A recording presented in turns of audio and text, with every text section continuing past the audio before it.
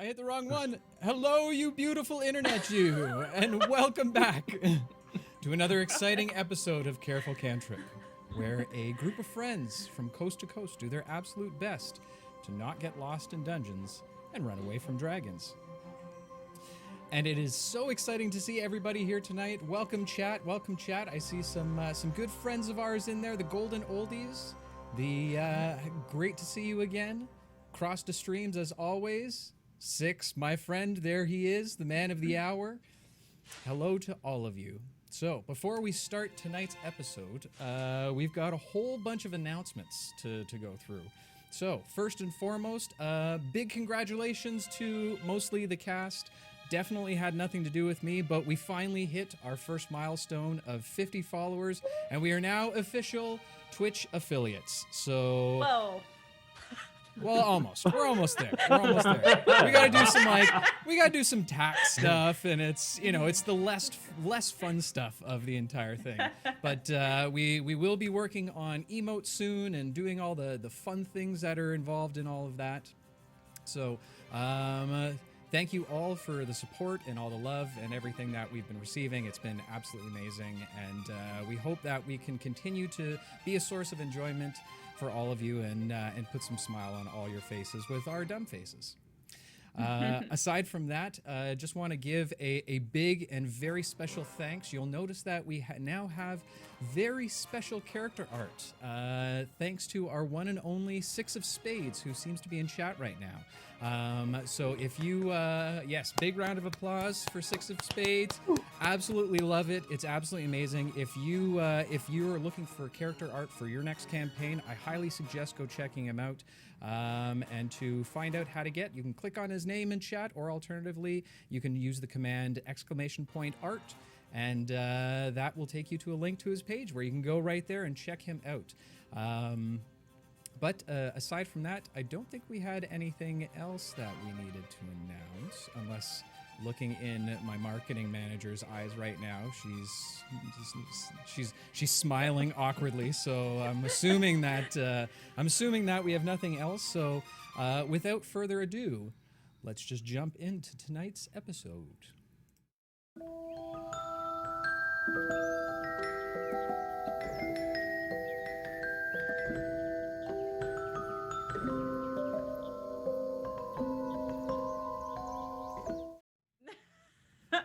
What do you possibly get inspiration for?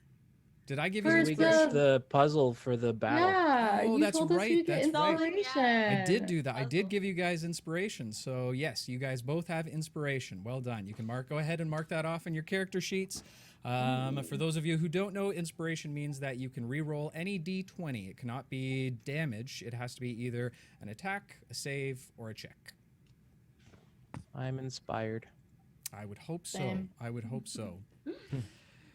All right, now for the ultimate moment. Will our music work tonight? Oh, fingers crossed. Fingers crossed. Oh, drum roll. Oh, no. Oh. There we go. Hey. First try. So. Ooh, I'm going to adjust mine just a little bit because that's a little loud for me. That's okay. There we go. So, when we last left our heroes, having received the blessing of the pixies, the elder pixie goes on to tell you what details they have on the beast in the champion's tomb. After answering what questions he can, he offers assistance in helping the party learn more about the island, its residents, and their missing companion, Raynor. Following the discussion, our heroes follow their pixie guide to the tomb, where Elara's curiosity and a few glowing flowers hanging from the structure's vines quickly turns into an ambush by strange glowing creatures known as will-o'-wisps. The battle commenced for some time as a few party members suffered great wounds, with some, looking in Trix's direction, entirely retreating from the battle. But the wisps were no match for our heroes, as they were once again saved the day before venturing inside the tomb. Inside, the party met a new face, the tomb's guardian, the withered old tiefling Spade. He informs you that the evil has been sealed below and only a test of might and mind would open the entrance. Accepting the challenge, the party faced off against the animated armor and weapon of the champion himself. With both quick thinking and actions, the party reigned victorious, receiving the keystone that would allow them to unlock the champion's crypt below. And so, our story continues. After another heroic endeavor, you are all thoroughly exhausted. And while the night sky cannot be seen from inside the temple, each of you and your body's internal clocks urge to rest. Guys, I think we should rest. Same. I think you're right. I'm pretty But sure I want to you... do some. I want to do some studying first. Absolutely. As What are you studying, pirates? No, one day it'll all make sense. Right now, I'm trying to figure some stuff out. I'm figuring out stuff about time, basically. And I'll tie my hair up in a ponytail, and I'll take out all my notebooks and lay them out on the floor, and I'll just start scribbling away. Okay. Go ahead and make an Arcana check for me. Oh no, ready? All right, I'll use my special die for this. Okay. Oh, that's I need my character sheet for that. That's, hey, not bad. 18. 18, very good. As you lose yourself within the pages of your tomes, you remember the voice of your mentor, Rasilian Vo, whisper inside your ear, telling you to follow the strands of time as they converge and twist. However, if you can untie that knot, time will once be yours. Untie the knot. You feel a little bit more knowledgeable, a little bit more confident, and are almost ready to start testing your own experimental spells, perhaps. In the right environment, that is. Is there anything else anyone else would like to do before the night's rest? Can I practice with my thieves' tools? Sure, That why okay? not? Go ahead and make a check with your thieves' tools. Roll a d20 and then add your proficiency to it. 4. 4. As you look through your lockpick and the various mechanisms that are attached to your thieves' tools, you realize to yourself, I don't have anything to pick, and attempt to pick the actual pedestal with the missing keystone hollowed out. Unfortunately, doesn't seem to open the lock for you. Okay. But you do feel a little bit more knowledgeable about trying to pick a stone lock. I also have that from something I took this off the ship. It's a sphere that says illuminate on it. As soon as you say it, the ball begins to float in place directly in front of you as it begins to glow of hue about 20-foot radius, giving you now a light source. Okay. I'm done. Oh, awesome. As you kind of walk away from the pedestal, the drift globe seems to follow behind you. Cool. I will call him Spark, and I will put him away. Oh, Spark. I love it. I love it. All right. If there's nothing else, I am. Go ahead. Sorry. I'm done. I'm good. I am going to find a quiet corner and reflect on our battles that we had, and try to center myself again and reflect on how getting frustrated when I was messing up and how I can learn to reflect on and improve my skills on martial arts instead of letting my emotions take over to try to recenter myself and with meditation. Very good. Go ahead and make a wisdom saving throw for me. All right, that'll. Chris, we're gonna get be- DMC'd. We're I gonna know, get I was DMC'd just gonna claim. say. How many Don't you get notes 10 was that? seconds? With that, with you nailing those notes, my friend, your tones are just so dead on. 16 for the wisdom. 16. So as you sit in a cross-legged position, you close your eyes, recentering yourself for the moment. You feel a surge of emotions for just a brief moment as you reflect on the teachings within the monastery. And as you do, you take hold of the mindfulness and let all emotions drain from your body as you sit in quiet contemplation, now feeling much more relieved and centered once again.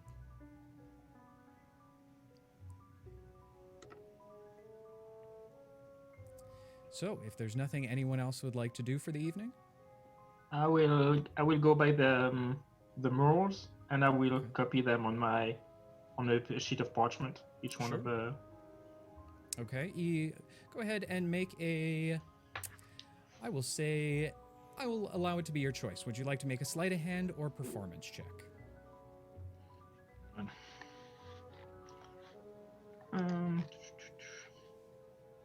Performance. Oh, same. Let's do a sleight of hand. Okay, go ahead. It's 18. 18.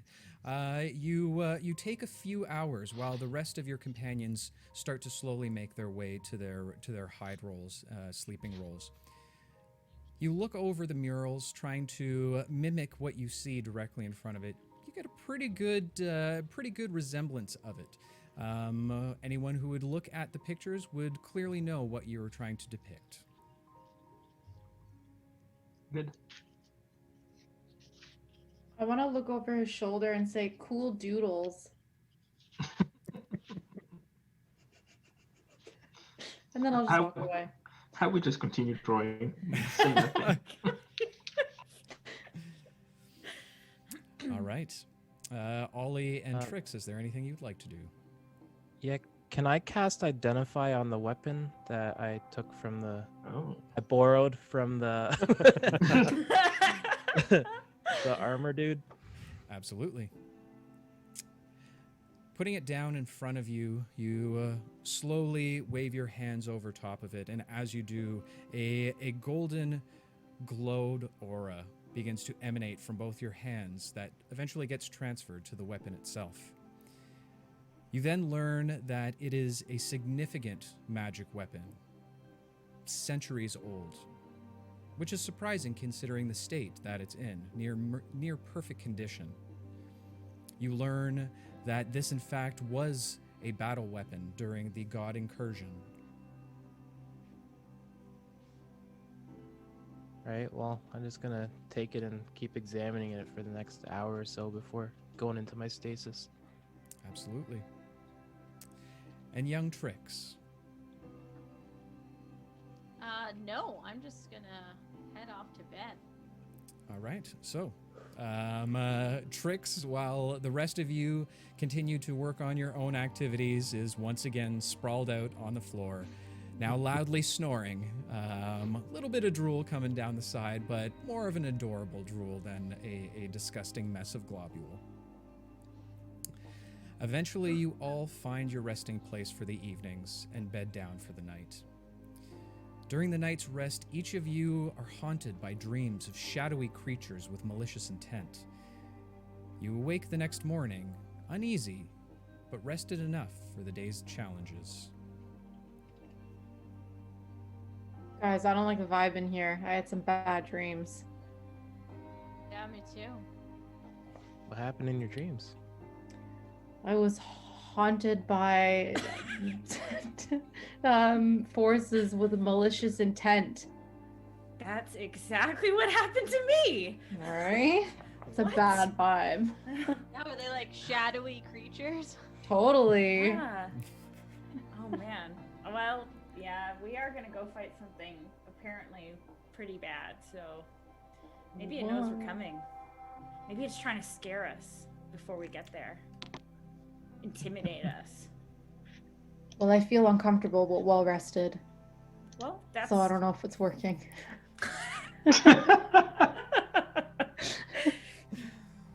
Oh, there's only one way to find out. Let's put the Excuse me.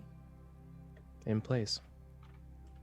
Oh wait, before we start going, Alcor, I have an idea for you.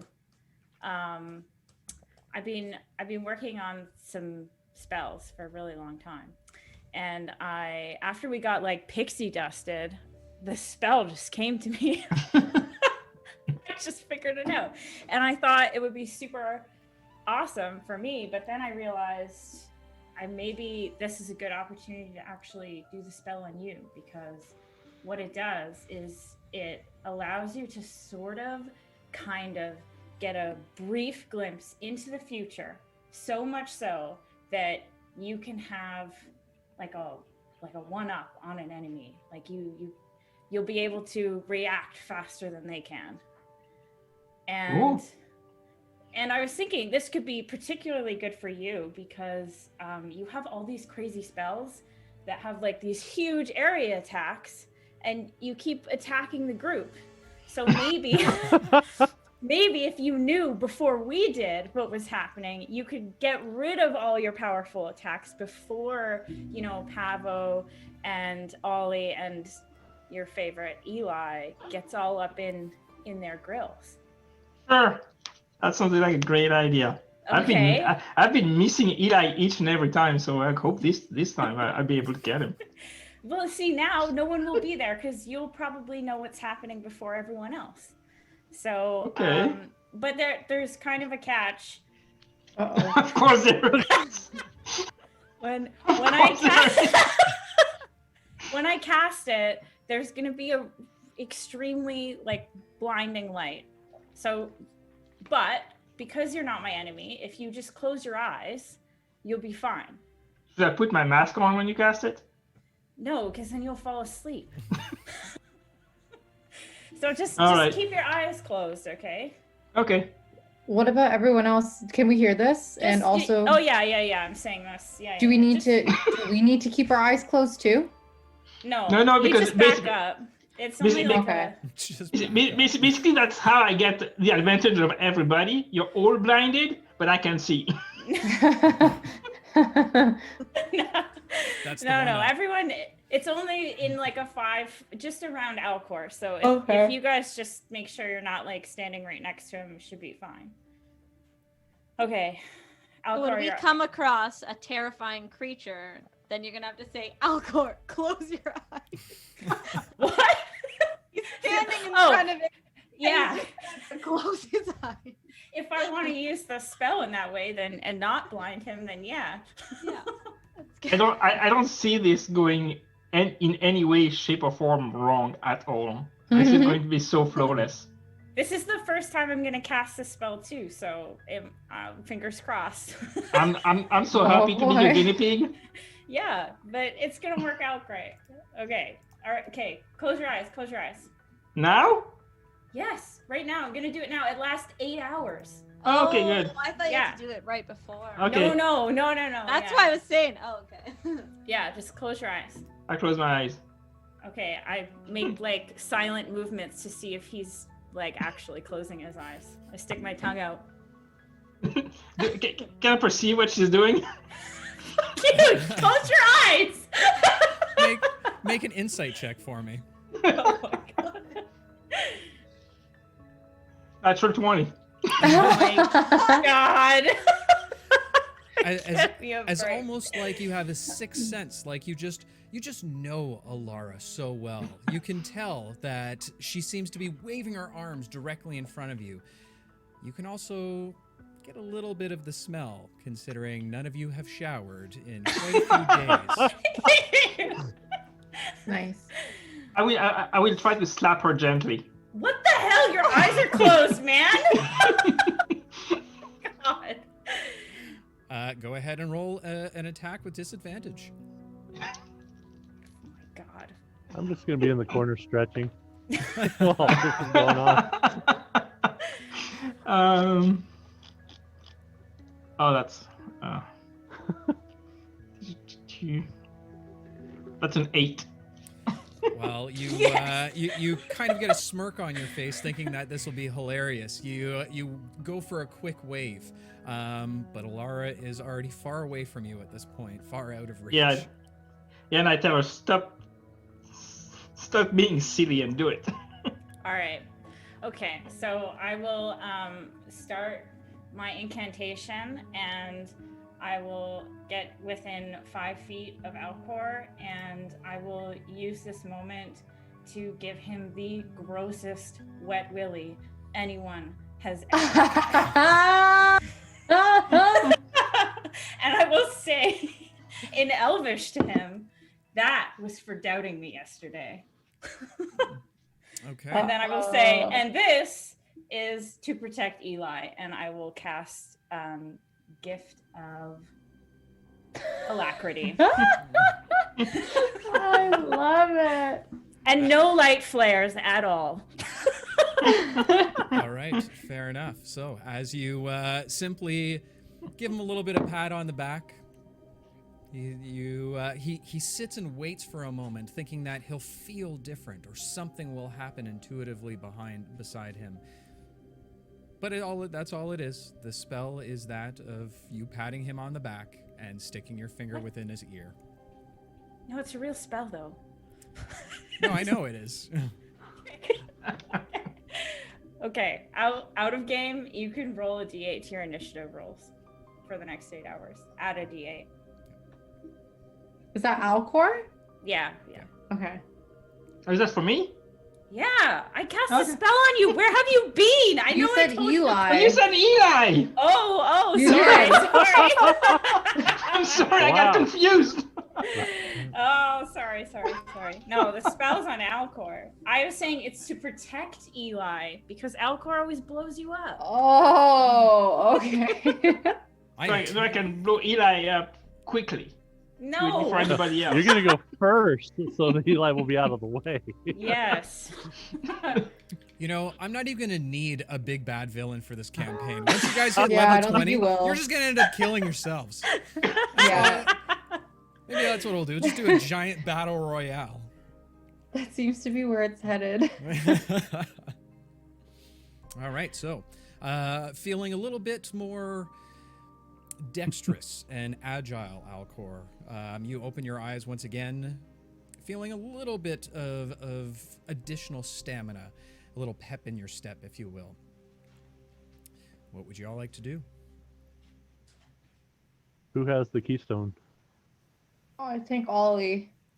Yeah, I got it. I'm just hovering with my hand over the.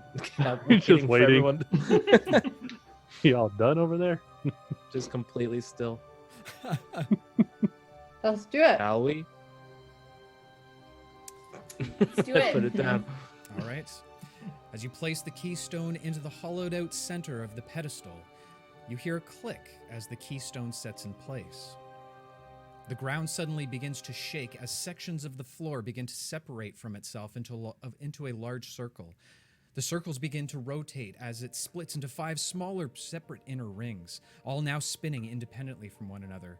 A few of you stumble as the ground, now moving, picks up a little bit of pace. What's everybody doing? I mean, if the floor's about to come out from under me, I'm gonna start flapping my wings so I don't fall. Is it cracking? It's broken out into 5 separate rings, all being a little bit smaller into each other. They are all now spinning independently of each other as the ground is shaking a little bit. I'm gonna step on one of the rings. I want to attempt to travel towards the centermost ring. Okay, you are by actually hopping standing. from one ring to another. Okay, so as you do so, go ahead and make a acrobatics check for me, Trix. Oh, doke. That is a 10. A 10. Okay, so you don't have to go too far, as the center is exactly where the pedestal is. You kind of hold. It seems that it's the only part of this spinning contraption that seems to stay stationary. As you kind of look about, looking at the rest of your companions, Pavo flies off into the sky. Ollie, you step directly on one of them and kind of hold position for a moment. Eli, Elara, and Alcor, what are you doing? I just want to stay on the stationary one. Okay. Anybody else? Can we all fit in the middle one, or? You can How big attempt are to. these? They're about the rings themselves are about 2 feet wide. 2 feet. That's very small. Okay. But 2 What are you feet doing? wide What are or you 2 doing? feet in diameter? 2 feet wide. So it's like 2 all the way around. I'm just like saying, this. because you said it's so small. There seem to be 6 platforms that perfectly fit one individual. There seems to be 6 of us. Alcor, Each- Elara, each what are one you for doing? floor. Yeah, I stay on the ring. Okay. One I'll of them. get on an open one. Okay, so Ollie and Elara, I need you to make dexterity saving throws for me, please. Goodbye, everybody. I'll get my other character sheet out. I think I should. I just rolled a natural 1. Uh-oh. Shit. A 17. That's pretty good. I'll take 17. All right. So, Elara, you're able to stabilize yourself on one of the inner rings. Ollie, it just seems to be a little too much for you as you step directly in between 2 of the spinning rings. You now stumble down, falling and now being kind of thrown about on these inner spinning rings. The rest of you continue to watch as the rings now begin to lower themselves down into the floor like a strange spiral staircase down into the lower chamber. Elara and Ollie, you begin to fall down into the center of this spinning madness as it continues to lower down into the lower chamber. I need you both to make one more dexterity save for me. Oh 20, the not natural, the dirty. 20. Okay. no. 13. 13. So, Ollie, you finally getting yourself back up onto your feet. With a few quick steps, you make it to the outside of the spinning rings. Elara, you attempt to do the same, now unable to keep standing straight as the rings now becoming ribbons as they spiral down into the ground. You attempt to leap towards the edge of where Ollie is now standing. You reach out with your hand, going to grab towards the edge as these rings now almost completely diving down into the lower chamber. You stretch your hand out, trying to reach the very edge. You're so close.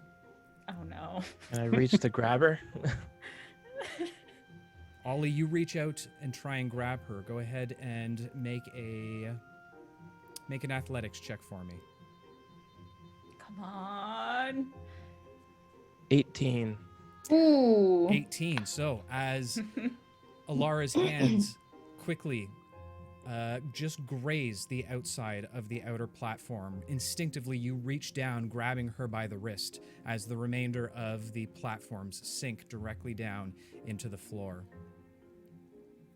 A moment Yes! later, pulling Elara up to your side, you are now separated from your companions. The companions stand directly in the center pedestal, which now has nothing around it. Uh-oh. On the outer side, where Elara and Ollie stand, there seems to be now a ramp, a circular spiral ramp that leads down directly into the dark abyss below. Oh, we can't get to that ramp? How far away is it? It's about 20 feet. Pavo! I need a ride! Ollie, thank you for saving my life. You saved my pleasure. life there. I think I could carry you. Have you ever carried a halfling before? No, so this should be A fun. stout halfling?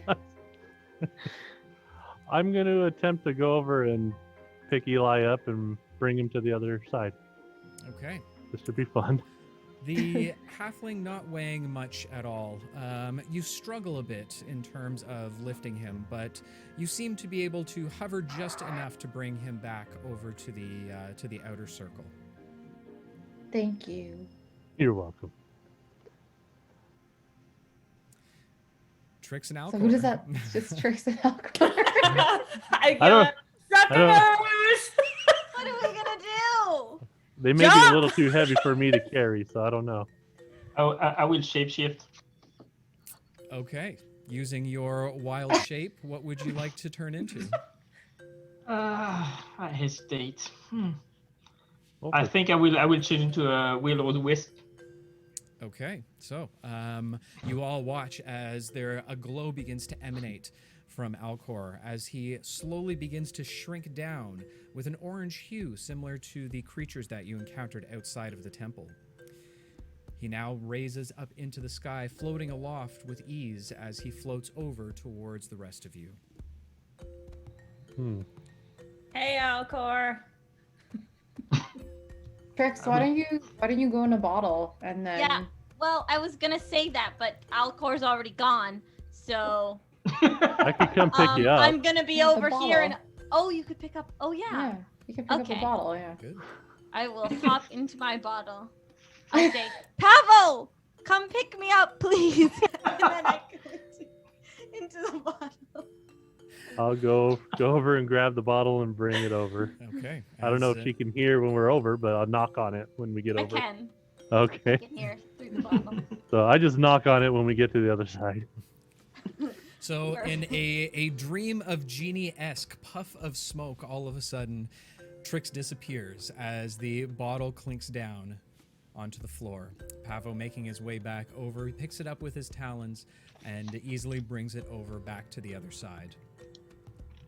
Awesome. I come out of the bottle. Okay.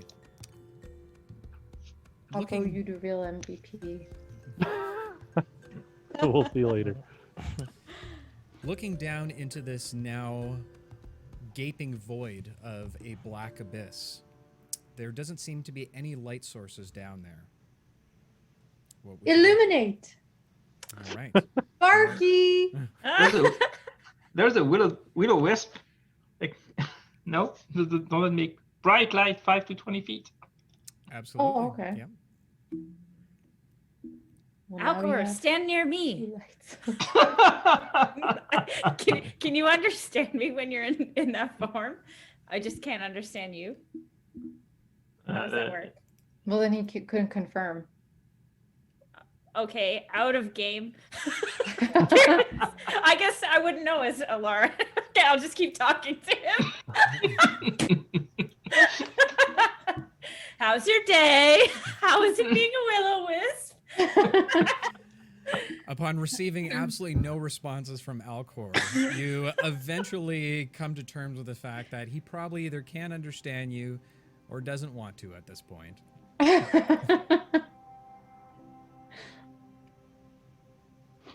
Should we head on Trix. down? Wait, I need to talk to Trix about this thing. She keeps going in a bottle. The biggest question that I have for you is, can I come with you? Come with me where? Into the bottle that you keep disappearing into. Are you telling me that I didn't see what just happened? Because you've done it twice now. I know I'm not Well, crazy. you can. I mean, but will you? Another question. I thought we had a thing going on. Remember on the boat, we were partners in crime. You know, I threw in all that money so that you could win it. Don't you True. remember? That's I didn't say no, you couldn't. I'm just we'll see. Okay. You're a tough sell, eh? Well, it's my home. I can't just let anyone in there. Sometimes. You should. Home is where the heart is, and you should let everyone into your heart. Is there Everyone? anything my as eyes a and then just reverse walk away a inspiration? little bit.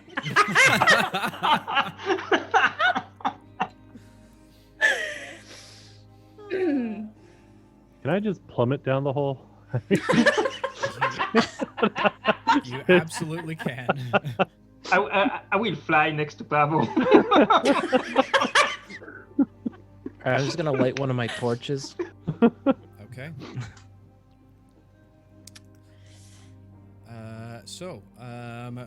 Are we all making our way down into the lower depths now? Mm-hmm. Yes. Yes. Okay. Bear with me for one moment. All right, so you all slowly and cautiously, well, some of you do, begin the descent down the ramp into the black abyss that waits you below. Oh no. Oh, no, yeah. I know that face. Oh no. I hear something. Oh, yeah, the music. You make your way down the ramp. It takes you but a few moments.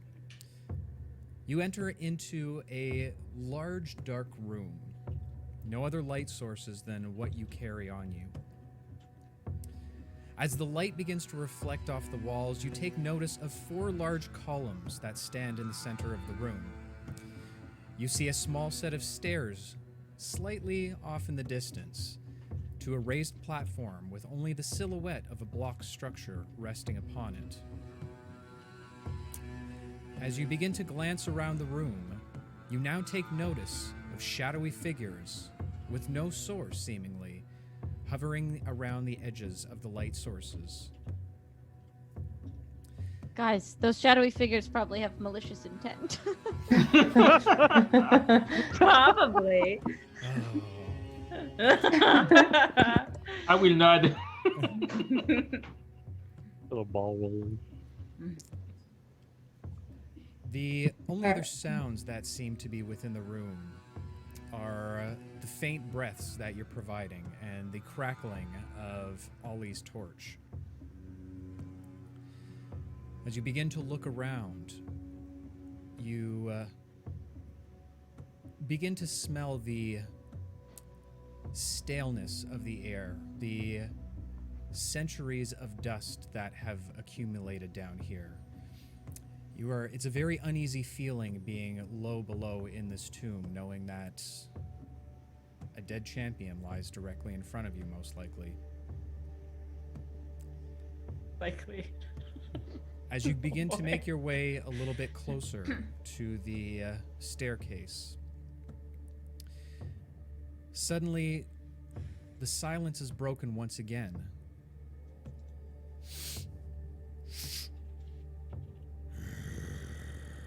Oh boy. You watch as 2 large glowing eyes emerge from the darkness, now standing beside the blocky structure on the platform. As the creature slowly makes its way towards you, stalking you like prey, you now notice this large quadrupedal being, a wolf-like individual with a head more akin to that of a wyvern than that of a wolf. Its hide covered by plated black carapace with spines instead of fur, seemingly all moving independently of each other, each needle roughly 2 inches long. The black serrated tail slowly whips back and forth, and the tip, very similar to that of a scorpion's. As the beast slowly watches you, it opens its fanged mouth, revealing large, 6-inch fangs, razor sharp, as globules of spitum begins to drool down from the top sections. Without other warning, the creature pounces directly towards you. I need y'all to roll initiative for me, please. Oh my god. Damn it. I was gonna try, guys. I was gonna try for animal handling. Come here. It's going to. Can we be friends with it? I was Just- going to. Just throw Eli. Cat! Oh, that sucked. All right, starting at the top of the round, Alcor. 16. 16. Elara. 11. 11. Pavo. 7. 7. You guys are rolling on fire tonight. Trix. Yeah. Way to go, 5. Alcor. Hey, I rolled a 6 on a D8. You guys are using D20s, right? Yeah, but Okay, I just have an extra making D8. I have an extra D8. So, I rolled a 2 plus initiative. So, Trix. Oh my god. Oh, 5, I said, sir. 5. Ollie. 5. Wow. 18. 18. Very good. We're all just like, you go. No, you go. We're just lastly, making Eli. sure that he's actually dangerous 15. 15. before we make okay. assumptions. True. So, at the top of the round, Ollie, you watch as this creature now pounces towards your companions. What would you like to do? Guess I'd like to try running at it with the spear. All right, very good. So, as you run towards the creature still in midair, as you thrust the spear forward, go ahead and make an attack roll for me, please. And go ahead and add a +1 to that. Okay.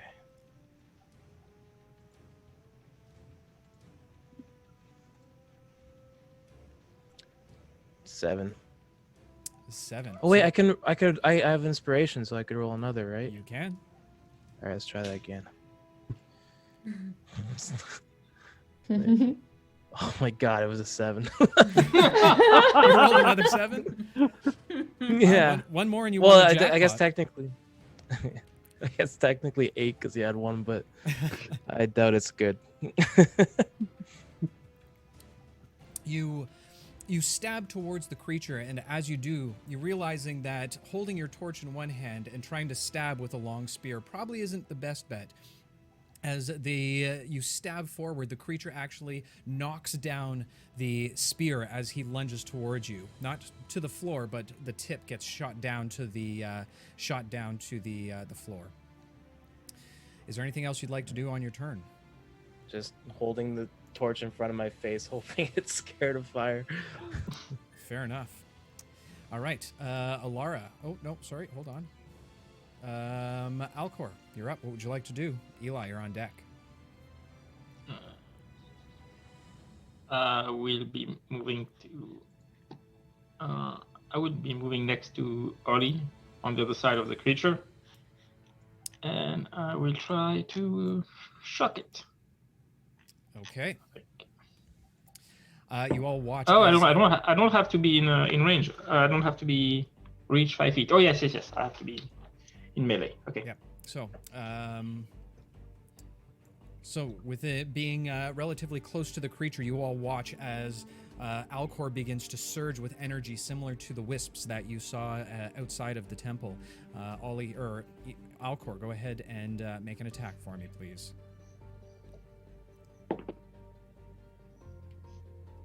That's oh, I have to.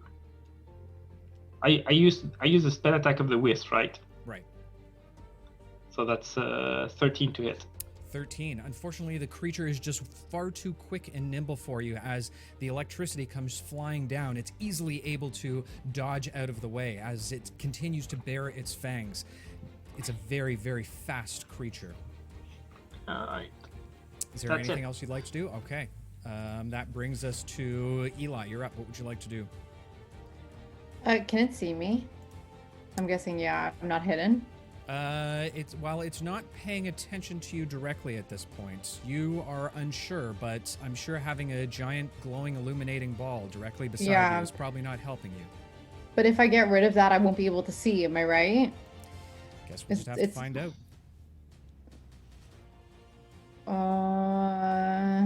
Okay, what I would like to do is I want to try to run at it, and I want to see if I can slide underneath it and then stab it in its like underbelly.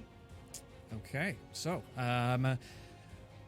throwing caution to the wind, you pull out your two short swords, doing a little bit of a flare as you run towards the creature. You actually seeing the outspread legs of Ollie now just lifting up the spear. You dive directly underneath him, directly underneath the creature in front of Ollie. As you stab upward towards the creature, go ahead and make an attack roll for me. Okay. Oh. That is... Okay, so hold on. I accidentally rolled 2. So that's 11, then plus 5 is 16 to hit. 16 absolutely hits. You stab upward, kind of while you're still sliding along. You pull the blade directly down the carapace bottom of the creature. As you do, you can see some of the plating begin to crack to the side. Go ahead and roll damage for me. So that's 6 for 1. Okay. And then that is 8 for the other. Very good. So as with both hands you carve down the center chest of the creature, a little bit of greenish ooze seems to now begin leaking out of the creature, you now being directly underneath it. The glop of goo begins to slink down on top of you, covering your face, very much like you've been slimed from Nickelodeon. Cool. It's not poisonous or anything, is it? No, luckily for you, it is not poisonous. Okay, cool. Elara, you're up. What would you like to do? How close am I to this thing right now? You're probably just outside of 30 to 40 feet from what you can see. It's very difficult for you to see as there's no light source available to you. You're just going based off the flickering of Ollie's torch and Alcor kind of waving back and forth. Okay. Well, I will try and I will summon a firebolt and try and shoot at it. Okay, so raising your hand to the sky, the firebolt begins to emerge from your staff once again. The little tiny flame ember floats off as it recreates itself in the form of a bolt. You reach back, and as you do, you begin to see some of the shadowy figures standing around you once again. You don't have time to react as the shadow goes flying directly through you. You feel a coldness clench over your body. I need you to go ahead and make a Constitution save for me. I'm so dumb, guys. I'm so dumb. Why? What happened? I used an element spell because I'm an idiot. I don't know why that makes you an idiot, so I guess I'm a bigger idiot. Because last game the dude or the floating pixies told us not to. Oh, okay. Okay. Oh, hey, that's pretty good. Dirty 20. Dirty 20. So, the shadow passes through you, the firebolt still remaining active, but you feel somehow less than you did before. Please remove one of your spell slots. Ooh. Oh, okay. And you can go That's ahead not good. and cast your firebolt. This is so not worth that. Okay. Okay. Spell slot for a cantrip. That is another dirty 20 to hit. Okay, so throwing it forward, you watch as the blazing bolt goes flying towards the creature, just going directly beside Alcor, kind of seemingly just missing him off to the side. You hit the creature directly in the right flank. Go ahead and roll damage for me. 7 points of fire damage. 7 points, all right. So as a small burst of flame kind of covers over the creature, like lighting an old sock on fire for a brief moment, the creature kind of looks directly in your direction and bares its fangs once more. Is there anything else you'd like to do? Oh, just feel shame. Fair enough, fair enough. The creature now being surrounded by a few of his foes. You watch as the tail begins to whip back and forth as it now shoots up, almost similar to that of a scorpion ready to sting its prey. It begins to whip around all of you. I need everyone to make dexterity saving throw, or sorry, I need Ollie, Alcor, and actually, Eli, you're underneath the creature right now, so just Ollie and Alcor. I need you to go ahead and make dexterity saving throws for me. But not 11. Okay. Alcor? I'm just looking. That's an 11. 11. So the tail whips back and forth. Unfortunately, you are unable to move out of the way in time as it, in a cone-like direction, splays out directly in front of you. You both get hit with the serrated edge as chunks of chunks of your flesh gets torn a little bit as it comes through on you. Both of you are going to take 9 points of slashing damage. Ooh. Oh! Ow. What? Ouch. The creature now staring down on top of Eli, bares its teeth once more as you look directly in its face. Where's Don't hit me, I'm your- small. Oh, you're so lucky. The creature opens its jaws wide as it lunges down towards you on top of you. You just have enough time to throw up your blade as it bites down on your two blades. You struggle back and forth. That's going to end the creature's turn. Pavo, you're up. What would you like to do? Okay, so you're saying about 30 feet away? Yeah, you're about 30 to 40 feet away from the scene of the action. How tall is the ceiling, real quick? Ceiling Uh-oh. is probably about from where you stand. It's hard to see because you don't have a light source directly in front of you. Okay. But you look up and you know it's probably about 15 feet. Best guess. Okay, so I have room to go up 10 feet if I wanted to. Oh yeah, yeah. All right, so I'm going to go up 10 feet and then fly over the 30, which is puts me at 40, and then go right and land right behind him because I have a fly speed of 60. Okay. And then when I come down, I'm going to come down on him with my quarterstaff. Okay. So as you take to the skies, once again, pulling your bow out from behind you, you add a couple spin flares before you lunge down behind the creature, slamming down with your bamboo staff. Go ahead and make an attack roll for me. 26 to hit. Absolutely hits. As you come down, it hits directly in the hind flank of the creature. It lets out almost a little bit of a yelp as you crack down on the tail. That just caused the damage to your companions. Go ahead and roll damage for me. Okay, that will be 13.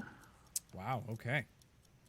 And then I'm going to use a key point to do Fury of Blows for 2 more unarmed strikes.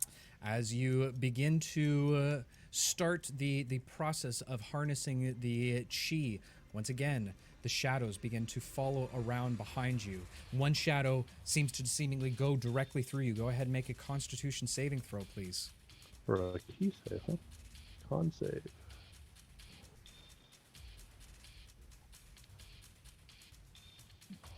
15 plus 2, so that's 17.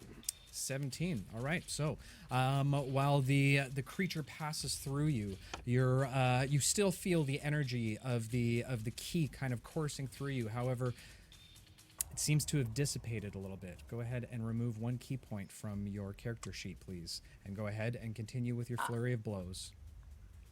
Sucks. All right, so first attack.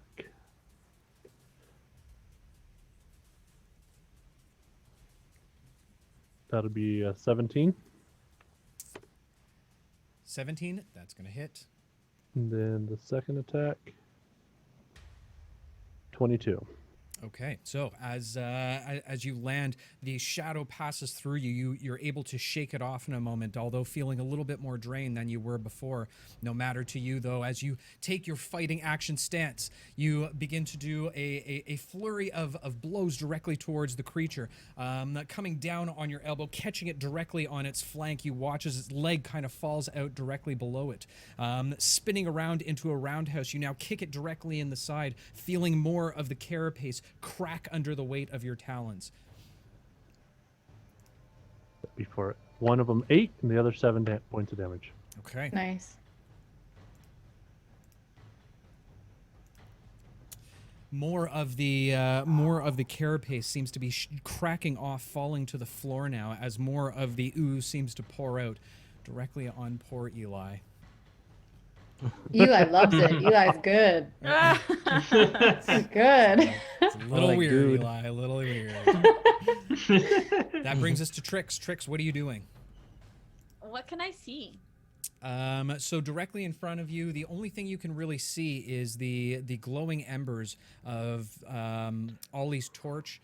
Eli is kind of embedded directly underneath the creature to give a little bit of light that's cascading up above the creature, seeing just really the outline and a little bit of the spikes as they kind of wave to and fro. Alcor is giving a little bit of light over top as he hovers above the creature. You can see the creature just fine, but it's difficult to make out the rest of the room. Okay. And like, how far away am I? You're about Can I guess? 30 feet away. Okay. Okay. All right, I'm gonna cast my mind sliver on the creature. Okay. Without a source of light, once again, the shadows begin to spur around you. As you put your hands to your forehead, you feel a coldness rush through your body. Go ahead and make a Constitution saving throw for me.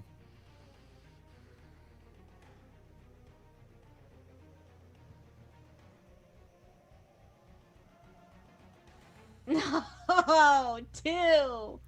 Unfortunately for you, my friend, the shadow seems to grow colder and colder as it remains inside you for a few moments. You can no longer focus on the trying to capture the consciousness of this creature. You begin to grow colder and colder and stiffer. You lose the ability to complete the mind link at this point. The spell fades, and you lose a spell slot. Is there a bonus action you'd like to take?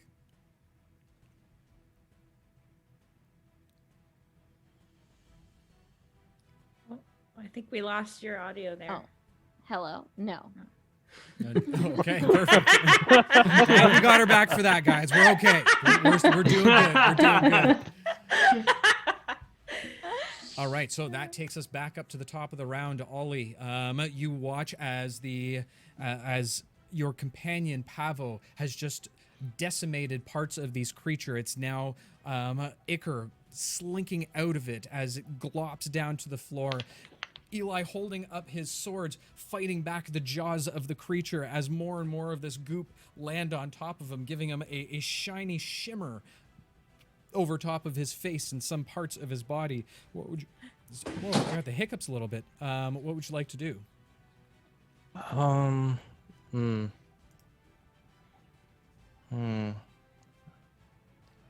sounded like a hint. Hey, man, I'm just the big fat universe. I don't give hints. That's all I am. All right. I guess. All right. Let's try something then. Can I just try to light? Oh wait, no. Can I run around it and try to light the goop from behind with my torch? I'm covered in it. I went from. It's not me. It's not me. I went behind. You're But- in the front. It's all over. All right, so go Oh my ahead God. and make a straight attack roll for me. Bye, Eli. See you guys. It was Bye. nice knowing you. Let's hope this isn't flammable. Oh God, did you roll high? I hate you. Natural 20. Oh Wow. no. All right. So as But you we don't know it's come- flammable yet. as you come down on top of the creature, Oh no. you connect with the back of it as the clearly making an impact. The fires touch this strange Icaring goop as the torch goes out. Okay. Okay. Well, that sucks. There goes our light. Except for You've the now willow. lost your light source, Ollie. But you can go ahead and roll a d4 to see what kind of damage you've done with the torch. Guess it wasn't a Roll great that idea. D4. And he can double it, right? It's a natural 20. Yeah. Ah. Go ahead and double that d4, buddy, all the way. Hey. Hey! All right. All right, I doubled it, so it's 2. 2 points of damage. All right, fantastic. The Wow. you kind of confusingly, not sure exactly how to react, look at your torch as it's gone out, as you begin to kind of just whack the creature with the end of the torch stick. Is there anything else you'd like to do?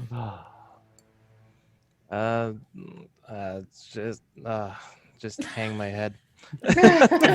All right, fair enough. Alcor, you watching another one of the lights go out, you begin to see more of the shadowy figures begin to close in on the rest of your companions. What would you like to do? I will try to shock the creature again. Absolutely. Go ahead and you begin to flare up as per usual. Go ahead and make a spell or make an attack for me. That's 21. No, 20. 20. Very good. So as you flare up, the shock goes directly towards the creature. It begins to sizzle a little bit. You feel this innate connection through this energetic tether that lasts for all but a moment with the creature. The creature kind of stands in position for just a brief moment as it seems stunned. Go ahead and roll damage for me. Oh. Nice. Nice. 6. Sorry, can you say again? 6. 6 points of damage. All right. So the creature, now being somewhat tethered, kind of looks around as if very confused of why it can't move at this point. Is there anything else you'd like to do on your turn? No, that's it. All right. Eli, as the electricity hits the creature, all of a sudden you feel the jaws relax, but for a brief moment, as it kind of stands in place, unmoving. Covered in goop, you pull yourself out just a touch. You have advantage on your attack. What would you like to do? I would like to can I try to decapitate it? Absolutely, Or- you can. Me, yeah, but I feel like would I have to do strength for that? Nope. Go ahead and roll Okay. your attacks for me. Yeah, I want to try to decapitate it. In combat, Casual. don't So I forget your- have it. I have advantage, right? You absolutely have advantage. Okay. Ooh, natural 20. Wow. Very good. Yeah.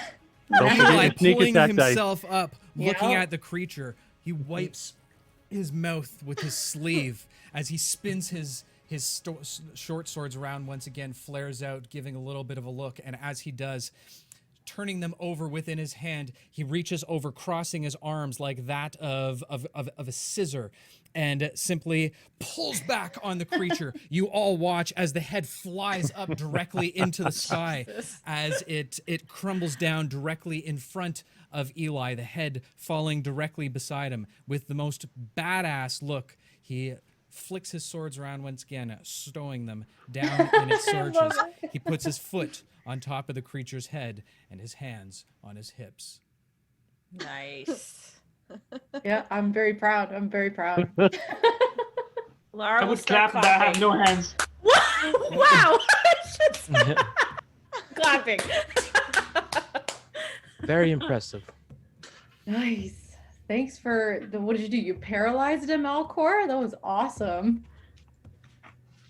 You do not get any kind of response, as it just kind of, the wisp kind of. Oh right, I forgot he's a wisp. Okay. Okay. That's awesome. Did they lose like a square, or did it just take up one of their spell slots? Nope. They've actually. Well, it's almost as if they expended the spell slot. It didn't take it away okay. permanently from them, but it's like it was, that spell slot was stolen from them. Yeah. Yeah, I don't like this, guys. Okay, I'm Yeah, gonna but go you- pick up the spear. You'll get it back, right? No? Oh, yeah, Eventually. no, Yeah. it's- Yeah. After a rest. Yeah, Yeah. Okay. I think so. I feel that way. Hey, now that we're in this room, we killed this monster. Now what? There are all those shadows around. Yeah. Looking else around, is here? the shadows seem to be no more. Just the soft flicker of the lights that bounce off the walls. Recovering a little bit from the event, you all look around to one another, ensuring that each other are in somewhat good condition. No one seems to be too hurt at this point in time. When from behind know. you, Didn't someone take a lot of damage? Yeah, someone did. Like Two nine people got hit hard. damage. they're Yeah. fine. They'll be fine. No one's hurt. Almost all their hit points They'll are be fine. depleted. Okay. Okay. As Alcor's fine. Elara and Trix make their way over to their companions, as they're still a little bit out of range at this point. You begin to hear from behind you. I will curtsy. Absolutely, I will curtsy. Well, you don't. Can we see who's? Turning Go ahead. around, you see a figure standing there. And then you hear a voice. Not too shabby, my warrior friends. Oh. Sounds like Spade. You have done a great service to the shrine, myself, and the champion that rest here. Spade appears at the bottom of the stairs, begins to walk towards the platform, climbing the stairs up towards the tomb itself. He circles around it and rests his hands on top of the lid. It has been far, far too long. As he lowers his head, seemingly in prayer. God. What? Spade, man. He's going to Wait. sleep again. Oh. Am I right? Am I right? He's going back to sleep? I don't know. I'm kind of cautious because he never said he went and tried to get the keystone himself. He's been in that one room the whole time. I'm just gonna go and try and poke him. See Yeah. if he's sleeping. As Elara begins to make her way up the steps, Eli calls out, "Hey, old man! Like, what? Are you asleep again?" kind of thing. When you hear, "On the contrary, my friends, Oh. I'm finally feeling like myself after such a long, long time." As Spade raises his head, a golden light surrounds his figure, illuminating the entire room. As he's bathed in this golden light, his figure begins to transform, growing significantly in size. The wrinkles on his face now seem to disappear as the age sheds away from him. Oh. Not a few moments later, the withering old tiefling disappears. Now standing in his place, the hulking champion of mortals, Spade, the creator of graves. Damn, Spade! Oh. There is no reward that can express my thanks towards you, heroes. The perversions that you've defeated has released my essence once more, and now I may find true rest once again. But alas, if this otherworldly creature has found my tomb, I fear my fellow brothers and sisters of arms may suffer from the same fate. As a request from one warrior to another, I ask of you, if you ever happen upon the resting place of the other champions, please show them the same kindness you have shown here today. Can you tell us where they are? I'm serious. We would love to help. Do you have a map? Alcor is great with maps. While I do not know the exact location, I can grant you the champion's boon. As he says this, you all begin to feel a bit of a glowing tingle on the back of your hand. Looking down, you now see a almost divine sigil glowing within the back of your hand brightly. The Triforce? I was gonna say. That's the first thing I thought. This ancient spell allows the champions to find one another whenever in need. If these sigils glow brightly once you have left this place, you are in the vicinity of one of the other champions' resting place. Cool. So does this spear belong to you? He smiles. Now that the evil has been vanquished, this old ghost no longer has any use for his weapon. And so I offer it to you as eternal thanks. May you also create many graves for your foes. Kind of aggressive. Noise. Thank you. Yeah. It's Damn, Eli, I thought you were badass, but I think he's got you beat. That's okay. There's a lot of badass to go around.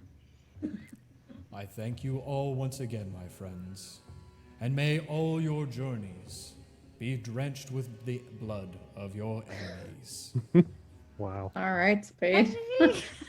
And as he says this, the glow begins to emanate more from him, almost to the point of a blinding light. You shield your eyes as it's just too much to bear for a moment. And as soon as the light arrives, it dissipates once more. You find yourselves standing outside of the temple entrance once more. Teleport us out. Wow. That's nice. Guys, I would like to take a bath. I will revert back to myself and say like, "You look great, Eli. I think you got a glow. It's amazing. You should keep it." I will take some of the blood and then like tap him on his shoulder, covered in the slime. All right. Thank so you, Alcor. You leave a giant, globbering green imprint on Alcor's somewhat tattered shirt at this point. Just somewhat. Next time we're in a fight, I will cast Fairy Fire on you. Oh, Jesus. It would only be appropriate.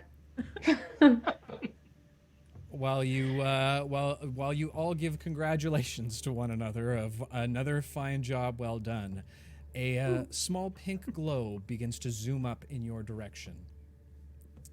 It zooms up closest to Pavo, but you are all able to hear. You are all so incredible. You've done it. You've released this place of its evils. You've allowed us pixies to be able to resume our job as the custodian of this tomb. We thank you very much. It was our pleasure. There's a lot to clean up in the basement. Yeah. Yeah. You guys are gonna need some cleanup crew down there. While we were away, were you able to help find our friend? Well, I must say a pixie's job is never fully complete. We will be just happy to be inside the tomb once more, being able to fulfill our role. I believe we have found some information for you. And it kind of zooms back and turns around for a moment. Our elder is approaching now. And you watch as the little bit larger, bluish-hued light streaks toward you with a few other pixies following in tow. You have done immensely well, our new friends. And I'm happy to report, for your kindness that you've shown here today, we too are able to share some information with you. To start, Awesome. you asked us for some information on this black-stoned warrior. We have seen an elusive individual carrying a war axe, with a blade made entirely out of black stone and a bow strapped to their back. They've been spotted by scouting parties of pixies on the island. However, even to my surprise, our scouts haven't been able to pinpoint his exact lair. However, he has been noticed on the west point of the island on several occasions. From what I've been told, travelers, you'll want to be weary of this individual. It seems this black-stone warrior and trouble follow each other exclusively. Right up our alley. Yeah, seriously. And nothing but trouble since we got to this island. You also asked about a dark elf drow, seemingly a companion of yours. I'm happy to report he has been spotted. There is some bad news. Uh-oh. Oh. Not my boy. He was being led into an outpost to the west of here. Dangerous-looking pirates and hooded individuals have taken charge of this outpost for quite some time now. There were reports of an attack that nearly wiped out the outpost, not but a moon cycle ago.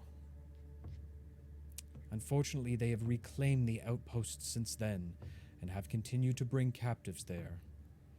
Our scouts overheard the sea bandits that the prisoners would be taken to an outpost to the north tomorrow. The pixies are aware of this other stronghold. It is heavily fortified with many guards and pirates stationed there. Rescuing your friend would be drastically more difficult from this location. But he's still in the western outpost tonight. From what we have gathered, we have not seen anyone leave, nor any caravans headed to the north. Okay. Well, it sounds like we must travel west. Seems like Mhm. everything's to the west. Did we ask them to look into the shaman and stuff at all? We have No? looked into some strange magical occurrences on the island. To the most northern tip of the island lies a shoreline, scattered with jagged rocks. Upon the rocky beach, a strange rock formation made of 3 stones, 2 plantly firmed into the water's edge and a single slab laid atop the pillars, creating an archway. It is said that many dark and perverse rituals have been conducted here. The worshippers chant the name Lord Kabathi, Lord Kabathi, Lord Kabathi, while a man with strange painted face conducts these black sermons. The painting on his face resembles that of a creature with 8 arms. I should warn you, though, this ritual site is very close to the stronghold to the north, and we have seen many of the sea bandits and the hooded figures commingling in between those 2 points. Okay. Well, thank you for the information. It is our pleasure. Hey, just quick question. Just wondering. Last time we were talking about you had like a mage in your collective, your Borg collective that you have. And this part of your collective was busy at the time. Is Yes. your mage person around? Are you the mage person? No, I am the elder. Okay. We've met a few times now, but that's all right. Not a big deal.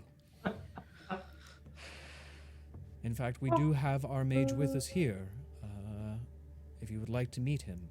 And as he says this, a now yellow glow, a little bit smaller than he, zooms up towards you and says, "Ah, welcome. Thank you so much for your assistance. Is there anything that I may be able to be assistance of?" Yes, I am also a mage, just like you. Maybe not just like you, but in a different way, I guess. I don't know. And I share probably the same thirst for knowledge that you have. I'm wondering if you have any that you could share with me in terms of spells or things like that. Make a persuasion check for me. Okay, come on. Oh boy, this is good. Okay, hold on a second. Wow. That is a 23. 23. Yay. Very good. Woo! Well, while you mention it, I might have some notes for you. It's always kind of us arcane scholars to share our notes with one another.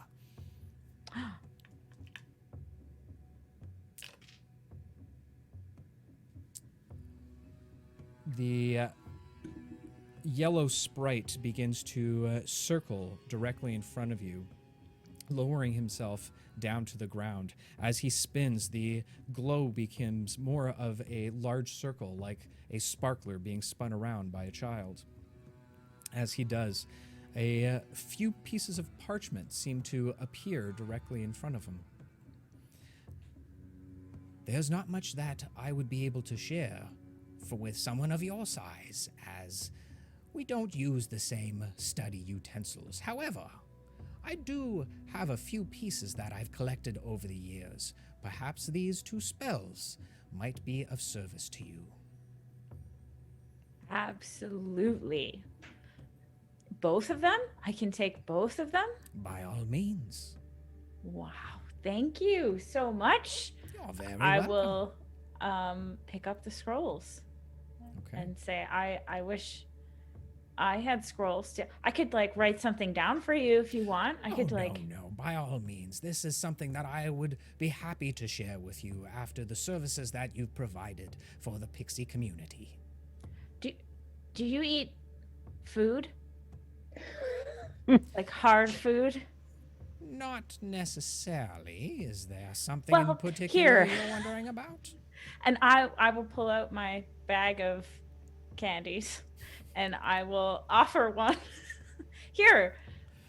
You hold it out on your hand, and he says, what are these strange treats? As it zooms down, it attempts to pick one up, and as it does, it immediately drops down to the ground with the weight of the overall thing.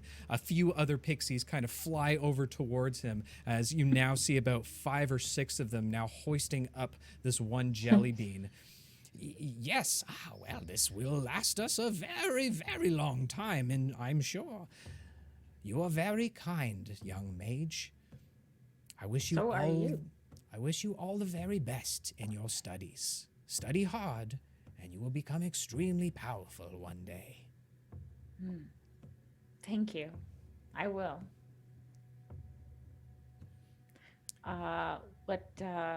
What scrolls did I just pick up? You'll have to study them. Okay.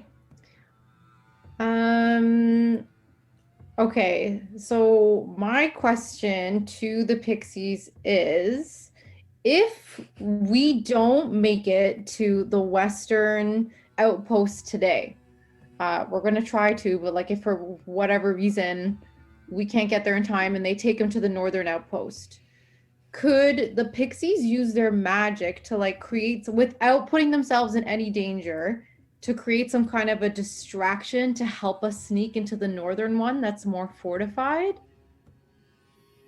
Make a persuasion check for me. Okay.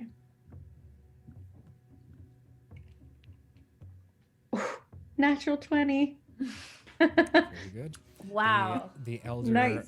flies up towards, well, technically down towards you a little bit, and says, "Young halfling, we would be happy to assist in any way that we can. When you are ready, Okay. use this." And all of a sudden, a little bit of it looks like a reed, a hollowed out reed, with a fuse directly on the end of it. If you have a source of fire, raise this to the sky. We will come to you wherever you are on the island. Thank you so much. This is awesome. Well, if there's nothing else, as you mentioned, there is quite a bit of work us pixies have to tend to this tomb. But once again, we thank you for everything that you've done, unless there is something else you'd like to know or ask of us. No, thank you very much. We're happy to help. Well, may the blessings of the pixies follow you wherever you may go. And they once again take towards the skies and begin to fly around in a celebration of your mighty accomplishments. Bye. As you walk away, headed back down towards the trail, it's where we're going to take a short break for the evening. Ah. Oh, That's a lot of natural 20s, guys. That was a lot. I know. of natural Wow, gas. that Holy was moly. one. Holy moly. We're on fire. So what can I add to my inventory for the spear? I would like you to go ahead and bear with me for 1 second because I forgot what I called it. I did make something, I promise. I did. I just don't remember what it's called. Something about... Oh, I don't want to just say something about because it was so cool. It had a cool name. Is it The- Crusaor? No, it's Oh, the Gravedigger's Spade. You missed out Ah. on the armor too. Ooh. wasn't it broken in pieces though? It was a little messy. It was a little messy. So, thank you so much, chat, for hanging out and having a good time with us so far. We are going to take just a quick break. Go ahead and go grab yourselves some apple juice. If you have any questions about the campaign or any of the characters, go ahead and throw them in chat. We would be happy to address them all when we come back from the break. But until we return, we will see you momentarily. All right, and we are back. Hopefully you've all gotten your snacks like our players have, as well as your apple juices. Can't go anywhere without your apple juices. And we did have a question posed to us within chat. Do we know what Ollie's deity is?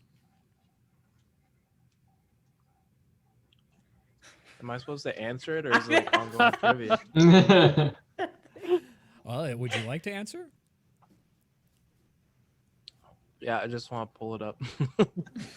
As you can It's, tell, he's a very, very faithful worshiper, not knowing what the hell his deity's name is. I was just having a conversation today about how I'm bad at remembering names, but good at remembering places. Oh wait, I haven't looked it up. It came back to my mind. It's Gibble the Heaven Smith. Gibble. Gibble, yeah, Gibil. Good old Gibble, yeah. Okay. Sounds intimidating. And can you tell us what your domain is? I am in the Forge domain. So there you have it, 6. You heard it here first.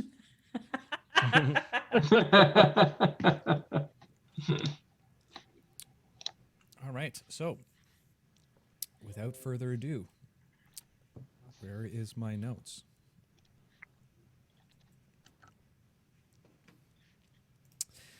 All right, why not hop into the rest of tonight's episode? And we'll move on from that one. So, as the pixies all make their way towards the tomb, you begin to make your way towards the trail that leads toward the tomb itself. What would you like to do? Let's go find Rainer. That's the most logical choice, as Yeah. he might be moved soon. We should take a short rest so like I can get a spell slot back. What time is it? Because he's going to be moved in the morning. Well, we just got through with our rest. Wasn't that Yeah. long of a battle. So I would assume it's still pretty early. Yeah, it's still pretty early on in the morning. Looking up to the sky, the sun is not directly overhead, so it's most likely still morning for you at this point. High noon has not Okay. approached. I mean, we can find a little watering hole for Eli to clean up, and we could take a rest while he's doing that. I Hmm. can meditate, you can study, whatever you do. I mean, I'm good with that. Okay. Okay. Yeah. So, as you, so are we headed westward then? Yes, we are. Okay. You travel along for probably about another hour or so before you come to a bit of a clearing. It seems to be very similar to that of a grove. There's a small stream that runs through it. This looks pretty. We should stay here. Yeah, I'll go wash off. Okay. I'm gonna I want to go get to familiar with my spade. a higher area if there's a tall tree that I can possibly sit up on as kind of like watch at the same time while just kind of relaxing. Sure. You fly up towards the open sky once again, and as you crest the top of the canopy, you feel the sun once again kind of wash over you, and for a brief moment you kind of forget that you're stuck in this very strange circumstance. You feel the sun bathe you, and it reminds you of your days in the mountains at the monastery. Looking around, you see that there's a bit of an incline coming up, but the forest ends very soon with a bit of a ravine that separates the two plots of land. Ollie, you spend some time looking over the spear, begin to practice with it a little bit, try and get a sense of familiarity with using the weapon, as you are most used to using your mace. Go ahead. Are you proficient with martial weapons?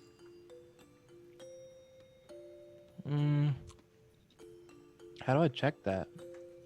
Oh, is it? Oh, no, just simple weapons. Just simple weapons? Okay. So you begin to practice with it, and as you practice, you begin to feel more and more accustomed to that of a spear.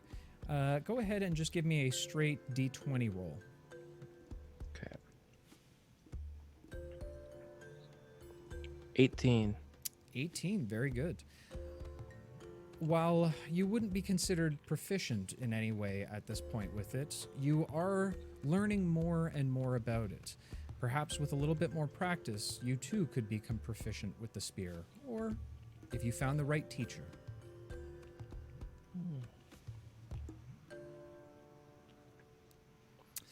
And lastly, who are we? Sorry, there was one other person that wanted to do something. Can I use my arcane recovery to regain my spell slot, but also just read over the scrolls for an hour? I guess that's a short rest. You wouldn't be able to do both at the same time. To accomplish the arcane recovery, you'd probably need to rest up and kind of go into a bit of like a meditative trance, focusing your attention towards recuperating rather than focusing your mental capacities towards the reading over the spells. Can I get in the river and float in the water as meditation? You know, like in those think tanks where they like float up to this, it covers your ears and it makes the sound go away. And what are they called? People go to these spas or whatever. Like and float they spas. Are you talking about like a are you talking about a sleep deprivation tank? Yes, Sensory deprivation. Sensory deprivation. But Sensory. sometimes they're floating. Sure. What Daredevil sleeps in. Absolutely. So, it was Eli. Eli wanted to wash off. So as you walk down to the water's edge with Eli, the water is not that deep in any way, shape, or form. It probably would come up to just above your knees. Eli, it's probably a little bit higher on your waist, just for size comparison. As you lay back in the water, you quickly realize that this is in fact fresh water and not salt water, as you kind of dunk your head below, unable to float. You are all watch as Elara thrashes in the water, splashing around, as Eli begins to wash himself off, watching Elara try her best not to drown. Why can't I swim? Well, if you're just laying back, Yeah, like those float spas are so much salt. So Yeah, okay, but salt you know, water if makes you're you in float. like, okay, listen, if you're like in the ocean and you're in a giant body of water, you can lie on your back and float in the water. In Go the like this. ocean. Okay, fine. In a lake, in a pool, in a swimming pool. It's a thing. Has no one That's taken true. swimming lessons can, before? you can. Like, did You can nobody know float. how to swim in real Yeah. life? All right, fair enough. You swim around for a while. you do have to focus on keeping your head Oh. above water, though. Okay, fine. Whatever. I just push myself to the shore and I sit there and dripping, soaking wet, sulking. But also that floating thing with swimming, it doesn't work if you have like armor on. I mean, I have clothes on. I like Yeah, but leather that still armor. drags you down. Oh, leather Sure. armor. That's heavy. Yeah. Yeah. What armor do Because I then have? you're Oh no, I fighting have no against the armor potency on. of your lungs. I have no armor on. What? Oh shit. You're a wizard. I know, but I thought I had leather. Oh, They I don't guess have- I No. don't. No. Yeah, no. Yeah, I have no armor. So there you go. I know exactly what I'm talking about. I just have clothes. Well, unless you're going to the pool naked, there's no way you're floating. God, it's like none of you know how to swim in real life. Whatever. No, because even in real Oh, life, you please, have go clothes. swim with your clothes on. Yeah, you can't float. The clothes Okay. absorb the water and it's just gonna weigh you down. Okay, fine. I will not get naked, and instead I will sulk on the side of the water. Apparently, Alcor we've is turned- laughing. apparently we've turned into a science channel, folks. I was gonna say. if you have any science questions about chemistry, biology, quantum mechanics, clearly we know all. Let's do a special live stream where we go test them. I built mine We to should, science. and I'll prove you all wrong. Please, Alright. please don't. It's a right drown season. Elara. Please Yeah. don't drown Elara in real life. So as Elara gets herself back up and stomps out of the stream, plopping herself down, taking a few moments to scowl, but you're able to eventually find your happy place as you focus on the mindfulness. And as you do, you begin to feel the arcane energies kind of resurge back inside of you. You can go ahead and add your spell slot back. Yay. Eli, as you wash yourself off, the rest of the party seems relatively far away from where you are right now. You stop for a moment as you notice something off in the bushes, directly on the banks of the stream. At first, you become a little concerned about what in fact is causing it, but there's not enough movement for it to really be a large animal in any way. I'll go check it out. Okay. You walk over to the side of the bushes where there seems to be some large reeds that stick out of the water. Peering back within the reeds, you now see a tiny black cub with two small, almost furry-like tentacles kind of dancing around on its shoulders. His tentacles? Just tiny little furry little tentacles. They're more like tentacles is really the only way I can describe it, but it's not like gross slimy tentacles. It's like he has two tiny little extra tails that seem to stick out from his shoulders. So define cub. Is this like a wolf cub, like a bear cub? This I seems don't really know. Closest to a wildcat, or it's all black, so it is a panther-like look to it. Okay. I would like to extend my hand like low, like this, Okay. and see what it does. It kind of wearily looks up at you for a moment and sniffs your hand, quickly backing off. It kind of gets down into a pounce and starts wiggling its butt as it kind of pounces towards your hand, kind of grabbing onto it for a second, rolling onto its back and slightly nibbling on your fingers. Well, now I'm obsessed. Now this is mine. This is my pet. I claim it forever. Oh no. As you as you No. reach down to grab it, it's at first kind of is taken aback by you for a moment, getting so close, and begins to scutter off into the Oh woods no, a I little didn't mean, bit more. I don't want to grab it. I just wanted to like I'm trying to entice it. I just want to play with it. And Oh, okay. hopefully it Take it. follows me. It plays with you for a few moments, but as you kind of go a little bit closer, it backs away, a little unsure of you as it kind of scutters off into the forest a little bit. Oh, it left me? A little bit, yeah. Okay. little bit. Can I take one of the reeds and can I make like a little sound? Can I blow into it and see if it comes back and then play with the reed with it? Go ahead and make a performance check for me. Oh God. I get to re-roll. Guys, this is the best. This is the best. It's still not that good. That would be a 5. Can I use my inspiration to re-roll? You can For a third absolutely. Oh my god. I really want this thing. It's still not good. An 8. Oh. An 8. So it while you blow the reed, it where you try and make it come out in a shrill kind of sound like you would if you put 2 pieces of grass in your hands and blowing it together. It looks at you kind of strangely as it comes a little bit closer towards you. It's Okay. Can I see from my vantage point what's going on? roll a Don't perception. try to eat Give me it. a perception check for me. Perception.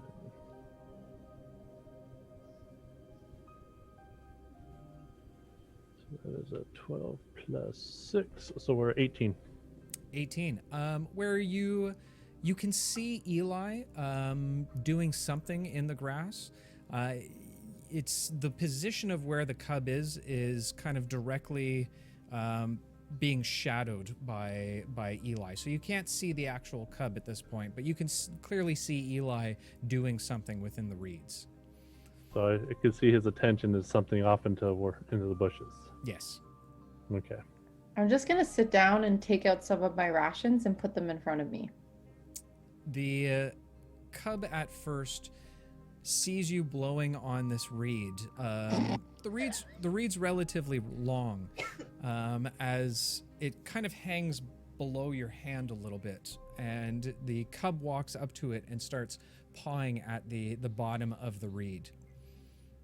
You reach into your bag Yeah. and pull out some of your rations as it looks down and then looks back up at you with wide, cute anime type eyes as it looks back down and literally begins to take its paw and grab a little bit of the food and then put it towards its mouth. Does he like it? The little cub seems to be enjoying himself immensely, almost forgetting that you're there. Okay. All right. I'll hang out with it a little bit more, but I'm on the other side of the stream, right? Yes. Ooh. Okay. I'll hang out with it until I'm called back, and then I'll decide how I'm going to get it across or if it wants to come across. Okay. Make an animal handling check for me. Oh boy. Please roll high. Okay, that's decent. 14. 14. You spend some time with the creature as you play with it. You hang out with it for just a short time. You notice something strange about the creature, though, as you play with it. Is it kind of hops back and forth. It seems to almost mimic itself with almost an illusionary image at times, where you go to kind of roughhouse with the animal a little bit, but in fact it's not there. It's just to the side of it. It's very strange. But you do seem to create somewhat of a bond with this creature, as you can tell it's beginning to trust you a little bit. Cool. This creature sounds badass. I like it. What would you like to do? I want to just kind of back away and see if it follows me. Into the stream? No, not into the stream, but like up to the stream. So it understands that I have to go that way. Does it follow me up to the stream? It follows you a little bit until it gets relatively close to the edge, and then it kind of looks up at you and sits down. Okay, then I want to like put my hands on the ground to see if it'll crawl up.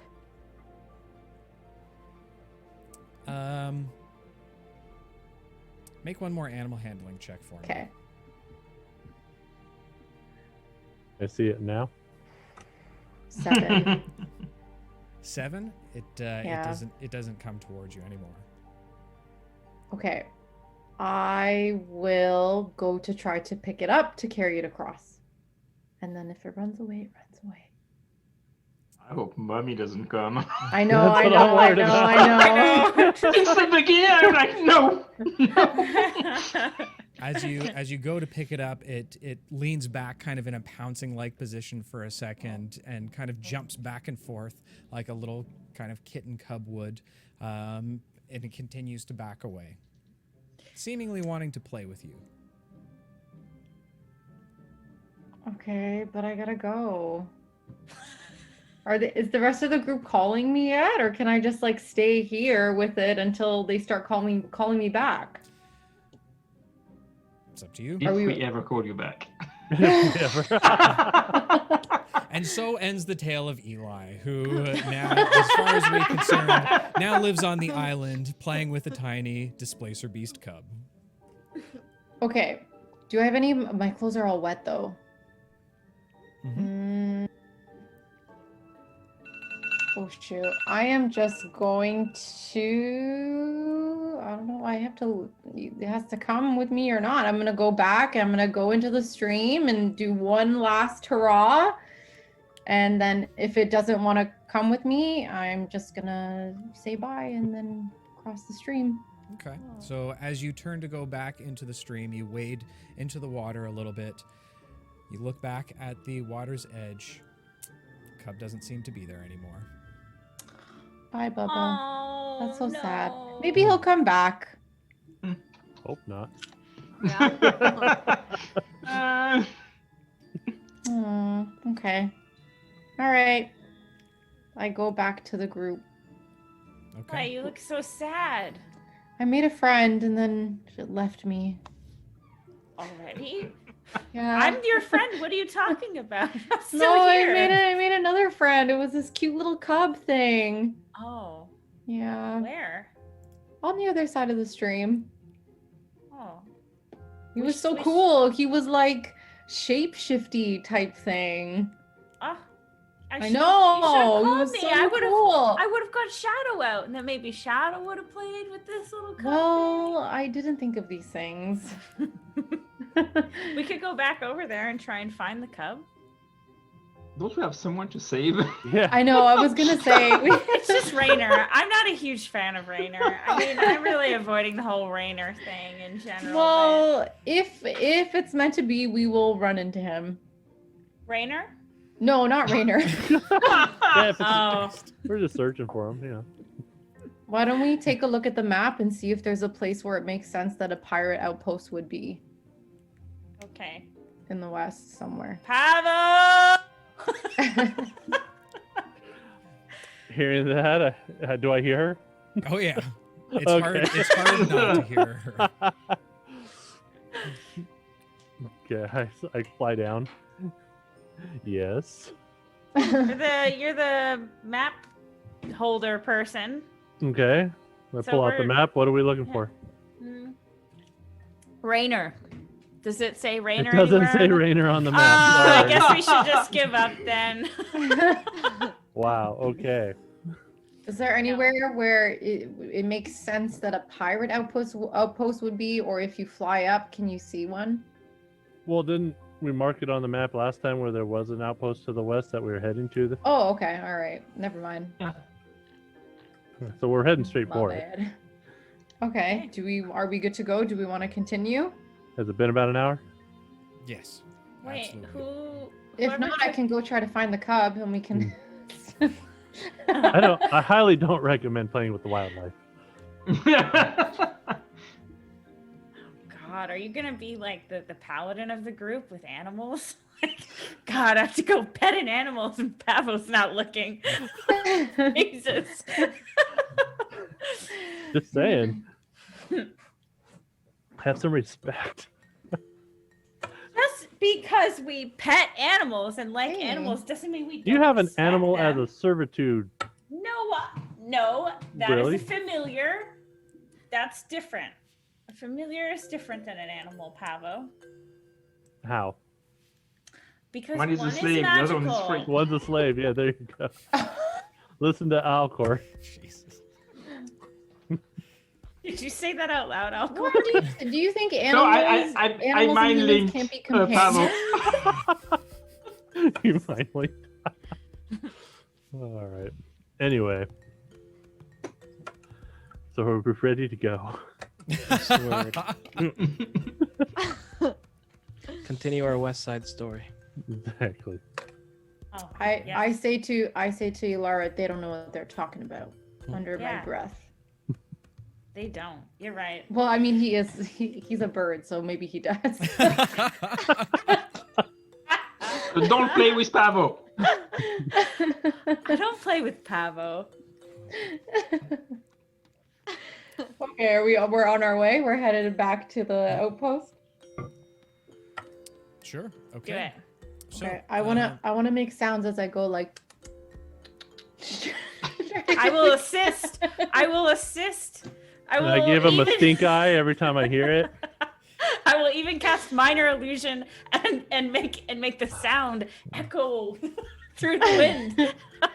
Well, Wow. Trix and Ollie lead the group away from the stream.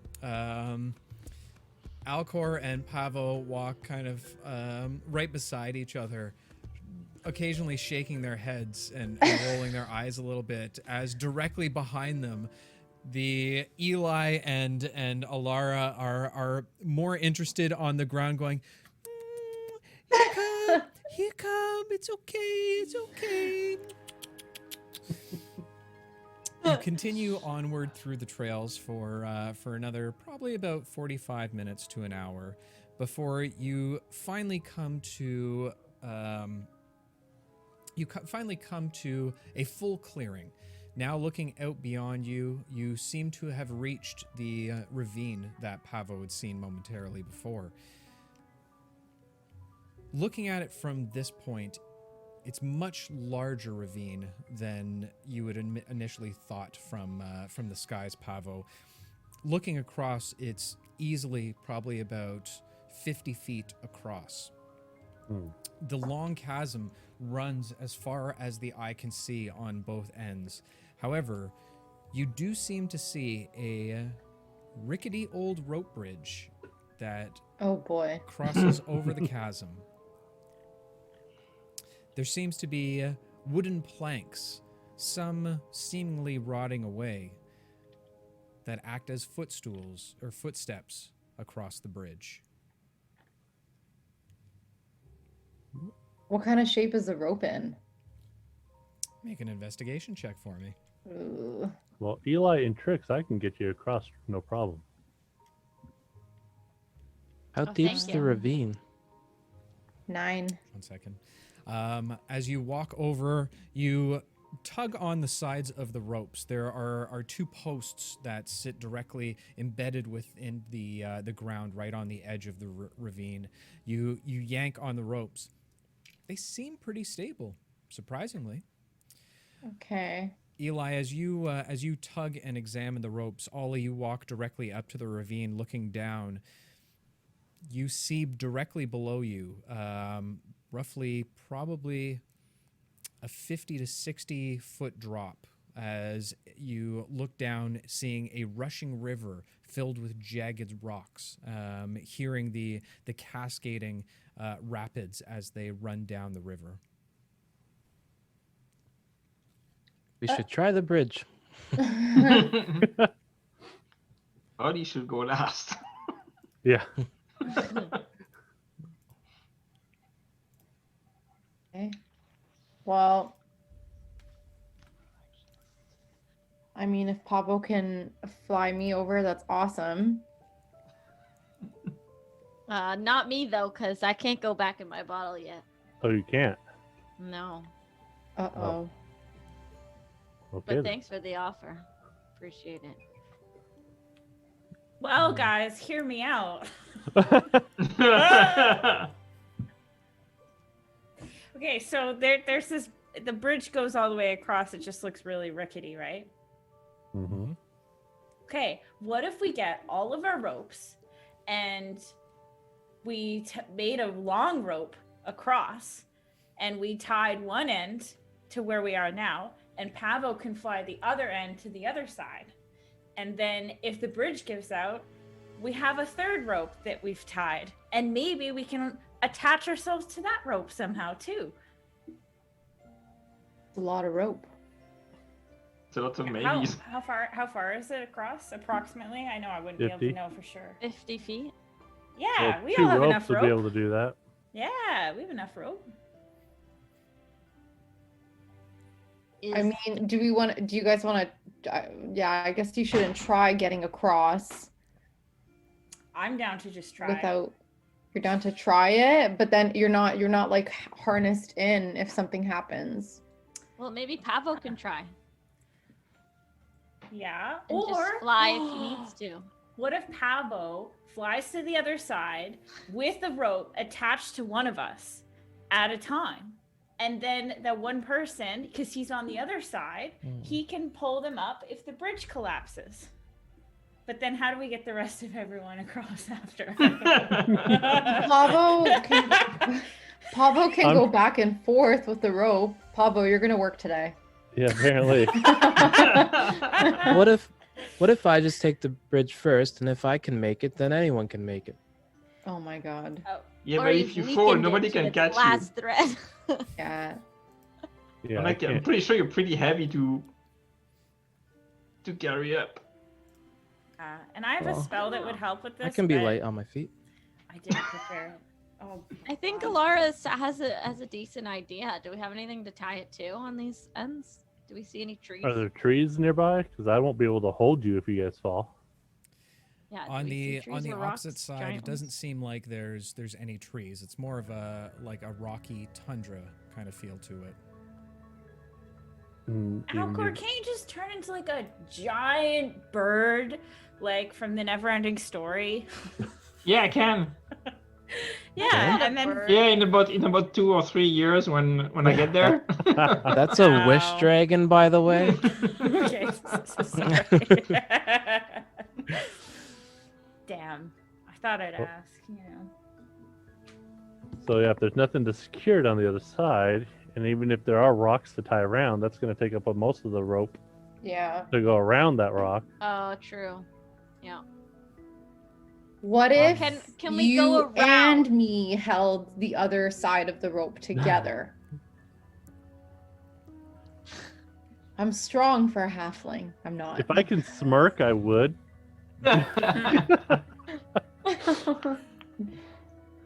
I could try jamming my scimitar in the ground and using that as a tie-off point. Yeah. I don't Starting know, to that's get like- that impatient, seems like- guys. Well, you could always just try. See what happens. Well, does someone want to take the other end of my rope and I'll tie myself to it? Oh my god. All right. Because if I can get Yeah, right. across, I can Sure. help on the other side. Okay. So I'm gonna take Eli then, because we can then jam your short sword into the ground and tie that and use that as an anchor as well too. Are you up for doing that? Yeah. Me? And Yeah. then we could tie one end of the rope to that while we hold on to it, so we have at least that as an anchor, and then have Elara come across. Yeah. Okay. Maybe not my short sword though. Oh no. Yeah. Okay. Fine. I'm just afraid to lose it, but whatever. It's gonna be Okay. on the ground. It's not going to go anywhere. Yeah, but if the rope like, then I only have. You shouldn't say these things out loud. God is always listening. Sorry. Okay. Yeah. Let's do it. All right, I'm gonna pick Eli up, and then you're gonna tie yourself before I take the other end of the rope. Yes. Me Elara? or yeah. Elara. Yep. All I right. will tie myself in a harness knot. Yeah. All right. like So, a diaper With my harness. arms, I'm Uh-oh. holding Eli, and then with my talons, I'll hold the other end of the rope. And Or I can hold the rope too. or you can do that too if you want. Two ropes tied together so that I'm not dangling off of you across the chasm, okay? 2 ropes. Can we borrow someone's Alcor? Can we use your rope? Let's tie these together. Sure, think I just, have- just make sure it's not too long and you hit the ground before the Yeah, I was the gonna rope. say if it's Yeah. too long. It'd be 100 I want feet. 2 ropes. I want Two so ropes. much rope. It's gonna be the worst bungee jumping experience you've ever experienced. Snap your back. Oh my god. All right. Are we? So Eli, you have the rope. Yes. All right. I grabbed the rope. As Pavo and Eli fly across, I would Alright. shape-shift into a dog and run across the bridge. A dog. Not a flying animal. Just... All right, so Oh my God. as Eli and Pavo begin to fly across with rope in hand, you turn into a dog and begin to make your way across the rickety bridge. I jump the first part, and then run. As he lands at break. So are you gonna jump? Yep, Okay, what This kind is of gonna dog be are you rough. turning into? a blink dog. Have you seen a blink dog? Google's It's- Hang on. blink dog. I'm gonna. It's what is it? It's a medium creature. Oh wow. But it's a Can't the creature wisp that you just must float have over it? you must have seen before. Yeah, that's the one of the 3 you gave me. You Then gave me 3 have- creatures at the beginning. Then you have a creature. You have seen the blink dog before. My apologies. I Yep. don't remember that at all. That must have been a while ago when we came up with that. So anyway, so when you say jump, you actually mean blink, or are you yeah, physically jumping? No, I thought I could do it once, but actually I can do it like 4 to 6 times. So yeah, I just blink across. Okay. So as your 2 companions fly above you overhead, you all watch as Alcor once again shrinks down into a wild shape form, turning into that of roughly the same size as a basset hound, long floppy ears, a little bit of a pudgy belly underneath him. I'm cuter than the picture you gave me. As you watch him finish his transformation, he walks to the ravine's edge, and with a quick puff of smoke, he seems to disappear for a moment, only to reappear about halfway through the bridge, standing on top of one of these rickety slats. Alcor, you begin to hear the wood begin to creak and little bits of fiber snap as you stand on top of it. Blink across. You quickly blink across again as you make it to the other side with your other 2 companions. Pavo And I will and shape-shift back. okay, Pavo and Eli, as you stab your short sword into the ground, trying to wrap the rope around the handle, seems pretty firm. I think we have a better chance holding on to it. I think we should hold on to it in addition to having it in the ground. Oh, absolutely. Yeah, okay. Oh yeah. And also, but question, if like, okay, so we have the short sword and us here and her here and she's crossing the bridge. If it breaks, is she not gonna just like Yeah, Yeah. probably. Yeah. But she won't Yeah, at fall At all least the not way. dead. Into the jagged rocks at the bottom? Yeah, that's I'd rather smash into the cliff face than a spiky rock. Well, Okay. you will be using a little bit of the rope to actually tie it down or to hold off. So it's not like you're gonna, and it's about a 60-foot drop to the water's edge at the bottom. So realistically, there would be enough slack there, or there wouldn't be enough slack there for you to actually hit the ground. You'd probably swing in roughly about 30 feet, so about 20 feet off the ground. And then she climbs up while we pull up. Yep. And then we lasso I'm Ollie. I'm sure it will be that easy. Let's Yeah. go. Absolutely. I have full faith in this plan. Let's do it. Me All right. too. Wrapping the rope around your waistline, you make your way to the side. Wait, before I go, Ollie's right there, right? He's on the same side as me. I Yep. just want to say, hey, Ollie, in case I die, I just want you to know I really appreciate you saving my life earlier. I know you probably won't be able to do it again today, so if I die, it still wasn't meaningless earlier. Thanks for that. And then I will go. Don't worry, because if you die, I don't like my chances either. So I will see you in the next.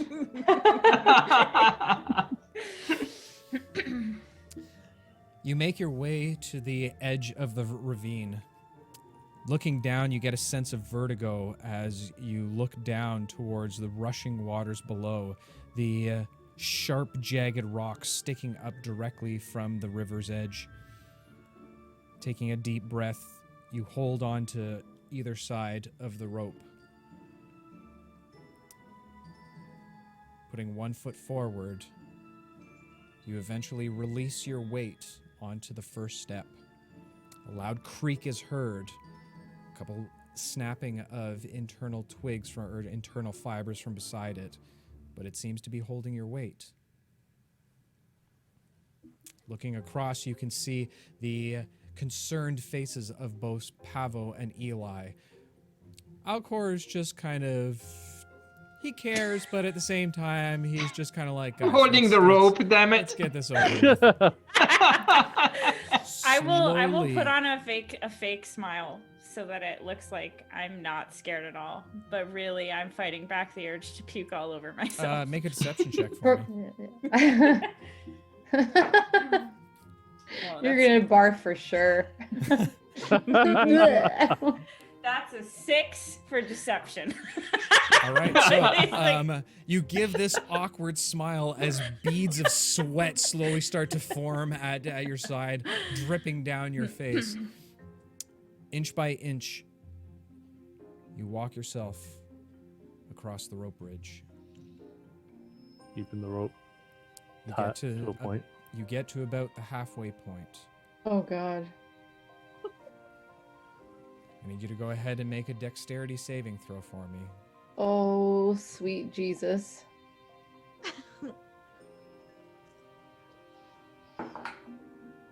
Oh no. Okay, that's 14. 14. As you take one more step, it doesn't seem like that plank in particular is able to hold your weight. As it No. snaps in half, you fall through, but you're able to hold onto the rope bridge just enough that you don't go cascading towards the watery depths below. You breathe a somewhat sigh of release as the tension is now mounting as all your companions have their eyes completely fixated on you. So am I just like my full body dangling below, or just like a foot? Like I caught myself. No, you're just one of your foot fell through. You were able to catch yourself and pull yourself back up. Okay. I will give a wink to everybody. Don't push Gonna it. die. Yeah. You give a slight wink to the rest of your companions, although no one believes a word of your body posture right now. You breathe out a sigh of relief, steadying yourself once more on the rope bridge.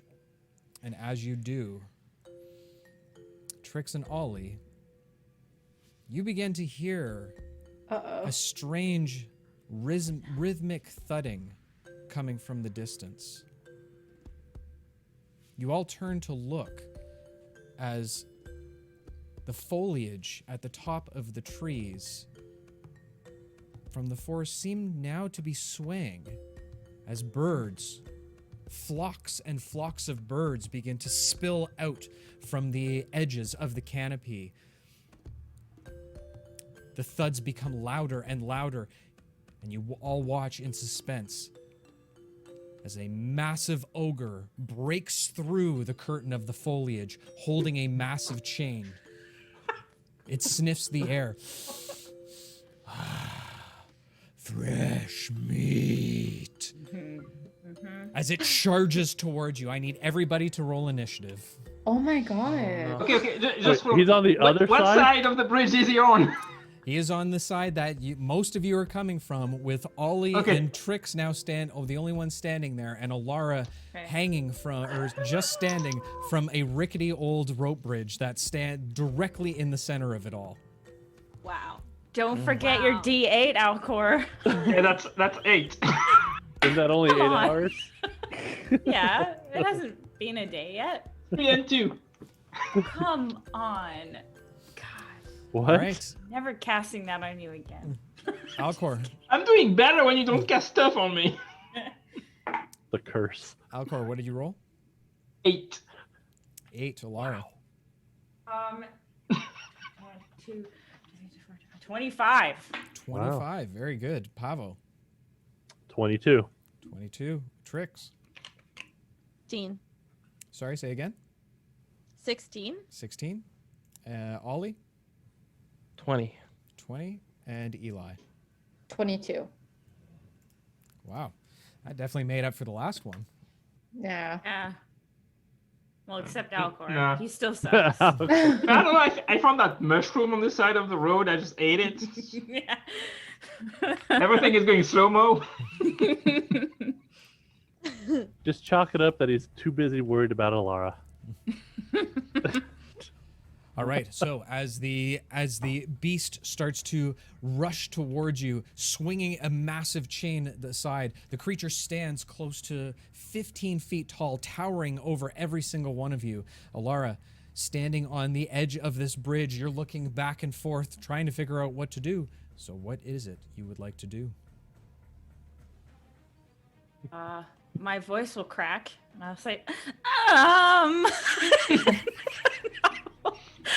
will launch a firebolt at this thing. Is it like 120 feet within? Yeah, it's From where I definitely am? within 120 feet. You're Okay, on the okay. bridge, run! I will. I get a movement. It's fine. I'm not gonna run across the rickety bridge. Alcor, stop backseat driving. So as you reach no. around to grab your staff, you hold it in the air. The ember begins to emanate from the ball itself as it becomes into a bolt once again. Grabbing onto the bolt, you throw towards it. Go ahead and make an attack for me. 19. 19. So as you launch this thing towards the creature, it hits it into the side of the shoulder as it kind of shrugs off, continuing to barrel towards your two companions.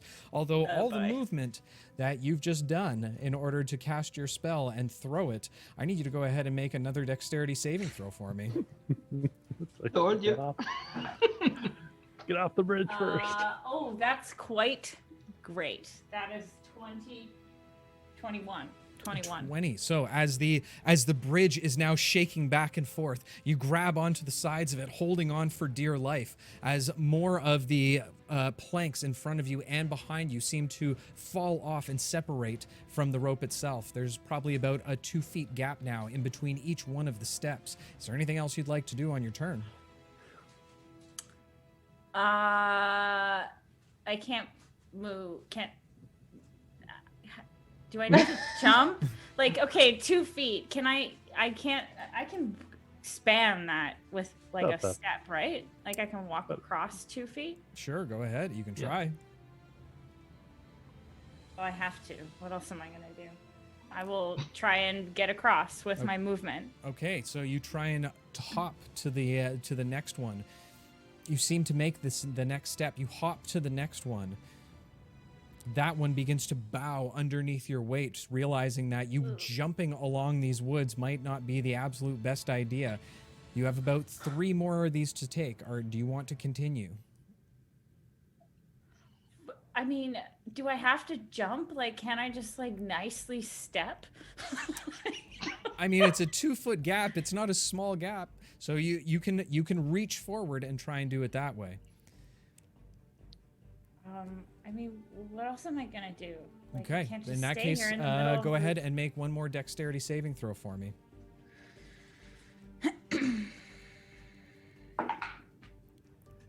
wow, that's another 21. Nice. Well done. So as you make your way across, you get to the last step, and as you go to leap, your foot slips a little bit. However, your two companions notice as you begin to flail your arms backward and pull you towards them as you get yanked towards the other side of the ravine. The four of you are now on the other side of the ravine with your other two companions as the ogre with the giant chain now barrels towards them. Eli, you're up. What would you like to do? I would like to. I want to hand Elara the rope, and I want to tell her to hold on to it. And then I want to take my other short sword and my dagger, and I want to like clang them together and make a lot of noise and start like running along the side to try to distract the ogre. And then I want to yell on the other side, or I want to yell to like Ollie and Trix, try to get it because they're stupid, right? It's an ogre. They're dumb. You were saying we were stupid. No, not you guys. The ogre's dumb, right? Try to get him to Hope so. try to trick him so he falls. And then Swish. Yeah, I don't think it's that dumb. You never know. You never know because Elara has illusion. All right. Sorry. So you begin to bang your two weapons to each other as you yell, "Hey, stupid ogre! Hey!" Go ahead and make a performance check for me. Oh my god, come on. Oh, that's bad. That's a 3. So as you continue to bang your weapons together, trying to get its attention, it's not paying any attention to you as it's now salivating as its eyes are gleaming towards Trix. Is there anything else you'd like to do on your turn? Did they hear me though? About trying to get him to fall in? Or I guess no, not with a 3. No, you wouldn't have yelled that out loud. Oh, why not? I wanted to yell it out loud. Oh, okay. In that case, then you do yell it out loud. Unfortunately, they're they a little don't too hear. preoccupied of a giant ogre barreling towards them to notice what exactly you're yelling out at this point. Is there anything else you'd like to do on your turn? I want to tell Elara to use illusion to get him to fall into the... Yeah. I don't know if that's going to work. Try it. I feel like it's the best shot that we have. Anyway. I think I'm too far. Oh, shit. Okay. I am too far. All right. Pavo, you're up. What would you like to do? How many feet? It's 50 feet across, and Yep. And the ogre is just continuing to making itself closing the distance between itself and your allies. I can't leave him over there. So I'm going to fly back across, and if he's not within 60 feet, then I'm just going to land next to Ollie. Okay, so as you fly over top, you put yourself directly in front of Ollie and Trix as you kind of land down in a superhero pose, readying yourself with your bow staff in hand. And I'm going to use a key point to... Where's my actions? It's called Patient Defense, so he'll have disadvantage if he tries to attack me. Okay, perfect. So, as the creature continues to slowly make its way towards you, Ollie, what would you like to do? I would like to cast Guiding Bolt at the creature. All right, fair enough. Holding on to your holy symbol, you focus your energies as a bolt of radiant energy appears in front of you. You reach out to grab it, and as you do, you pull it back like a javelin, tossing it forward. Go ahead and make an attack roll for me. Spell attack roll for me. 16. 16. The bolt hits the creature directly in the side of its arm, this kind of time causing a little bit of a wound in its shoulder. It feels it and kind of glares towards you as the impact hits. It now begins to glow a little bit, making it a little bit more visible than it already is in the daylight. However, you can now see specific spots on it where it has been wounded before. There does seem to be a few scratch marks, as if there are claw marks that have pierced the creature, the ogre's sides. Is there anything else you'd like to do on your turn? Did I damage it? Oh yeah, roll damage. Sorry about that. 12 damage. Very good. Okay. And whoever attacks it next gets advantage until my next turn. All right. So, First hit. as first. the ogre finally gets within range, it starts swinging the chain over top, and as it does, it whips it down towards the three of you in front of you. I need you all to make a dexterity saving throw for me, please. —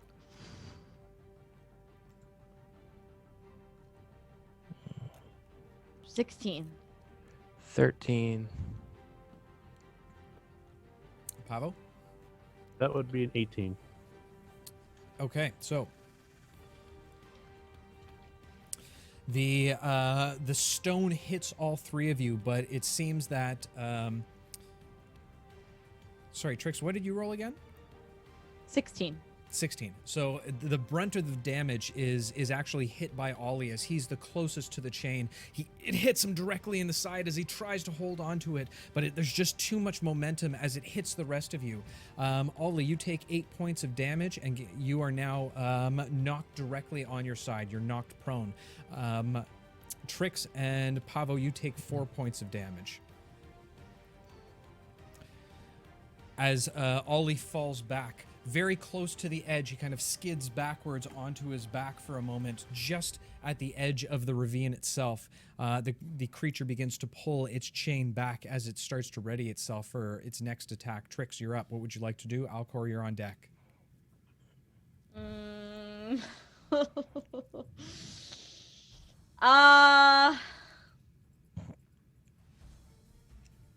I don't know. This is a long shot, but I'm gonna cast Minor Illusion of an ogre sound towards the forest.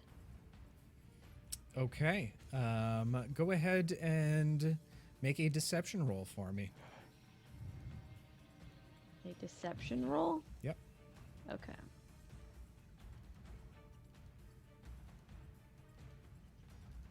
Eight. 8. So from behind the ogre within the forest, you hear a strange call similar to that of almost a Chewbacca-esque call from behind, seemingly mimicking the mating call of the ogre. The ogre stops for a minute with a bit of confusion as it looks around, but it's just far too hungry to care about the noise it hears from behind it. It's not baby making time. It's chow time. The creature begins to keeps leering directly in your direction. Is there anything else you'd like to do on your turn?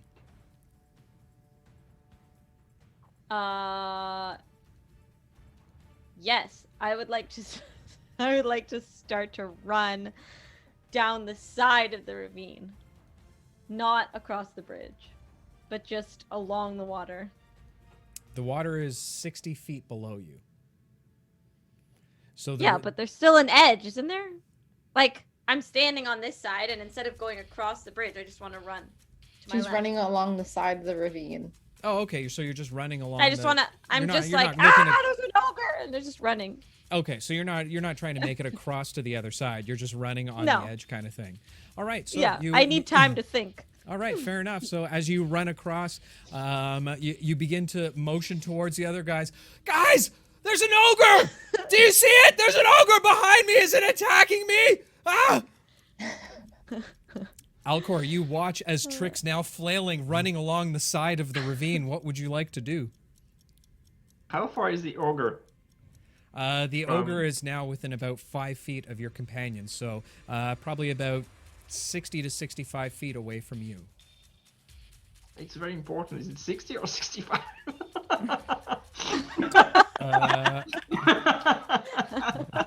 Take a 5-foot step forward. It is 62.5. No. It is 65. Okay, so I would cast Guiding Bolt towards the ogre. Okay, so as you pull forth your symbol of the druidic arts, it begins to glow once more as it opens up, revealing a bit of the star map directly inside. And as it does, you once again put your finger towards the constellation needed to harness the magic, and as you do, you pull out a ball, turning it into a long javelin once again and hurling it towards the creature. Go ahead and make a spell attack for me. That's a 22 to hit. 22 absolutely hits it in the other side of the arm as scorch marks seem to blast over the thick hide armor that it seems to be wearing. Go ahead and roll damage for me.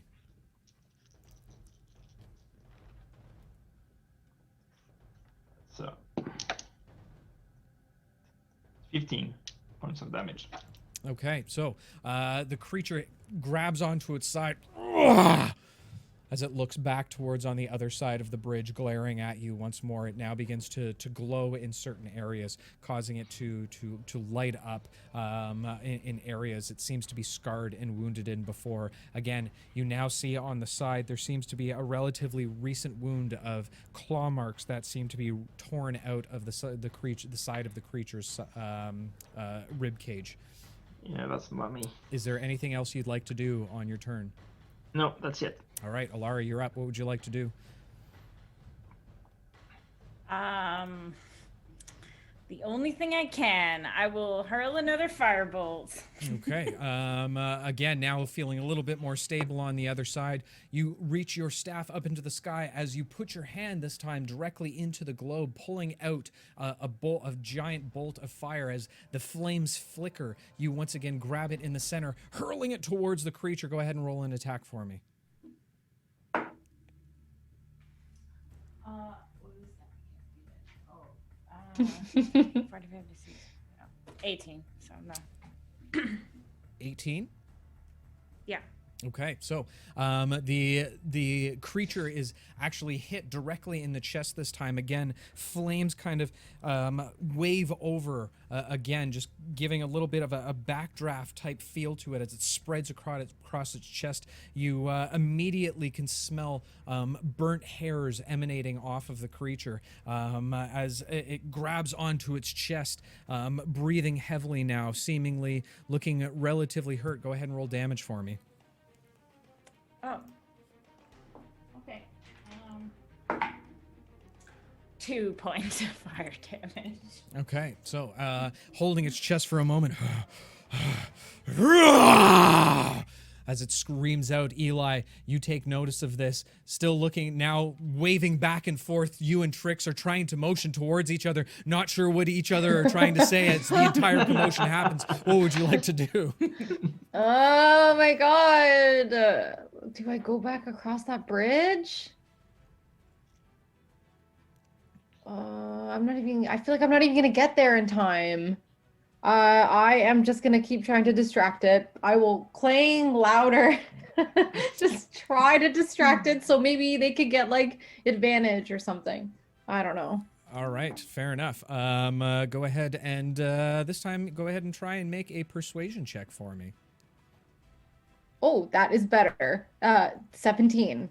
17. That's still So not the you best. continue to bang and clang. The ogre kind of now looking up towards you and says, "Quiet down, food. I'll eat you soon." Is there anything else you'd like to do on your turn? I want to say, why don't you come eat me first, bitch? And then I'm done. All right, make an intimidation check with disadvantage for me.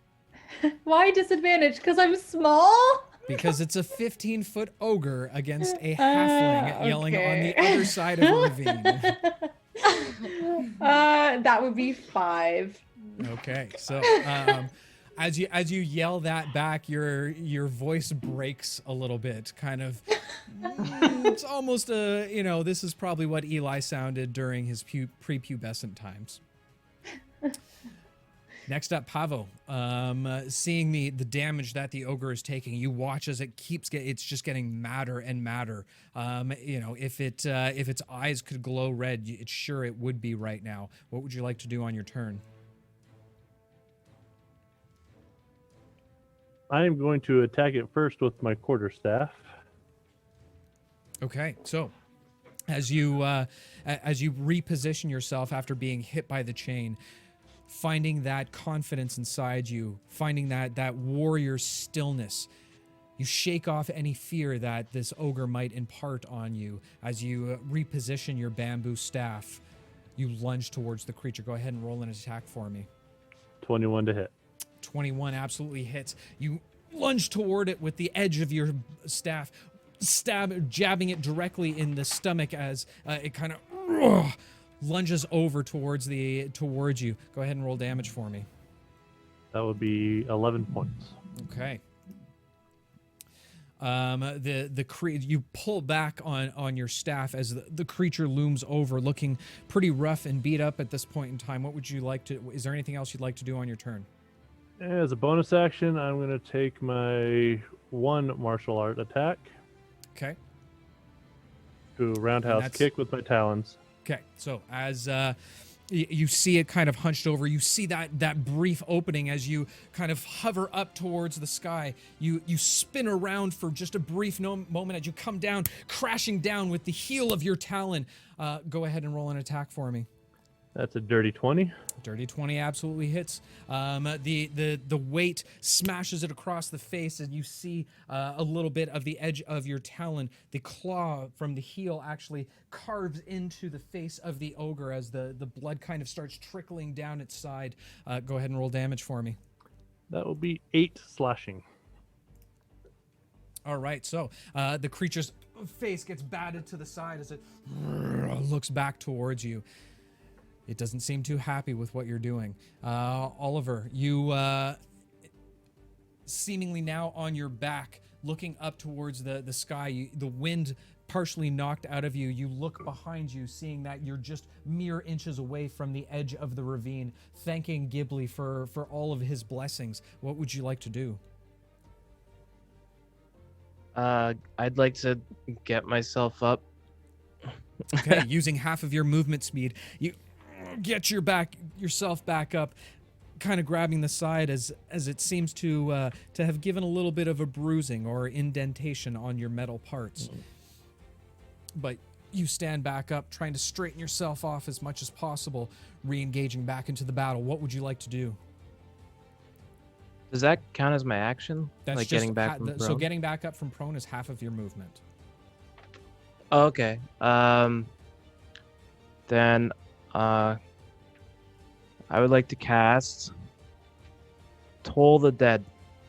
All right, very good. So, steadying yourself once more, grabbing onto your holy symbol, a brief mist begins to emanate from around your feet. And as it does, all of you begin to hear this strange cathedral bell ringing from somewhere far off into the distance. I don't remember, is that a saving throw or is that an attack? That's it's a wisdom save of 13.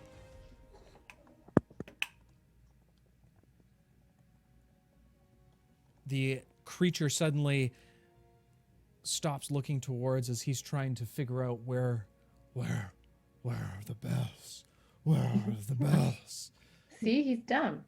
He continues to look forward as the ringing continues to increase more and more. As it does, he grabs onto the side of his head, seemingly hearing the bells much louder than any of the rest of you. Go ahead, and I need to roll damage on this one, Ollie.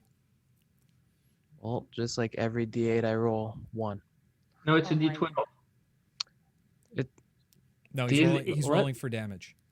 Yeah, it's a D12 when the creature has been wounded already. No? Oh, that's right. Oh, it is. Oh, sorry, I was just clicking the button that D&D Beyond gives me. If it's missing any hit points, it takes 1d12. Know your spells, guys. Know your spells.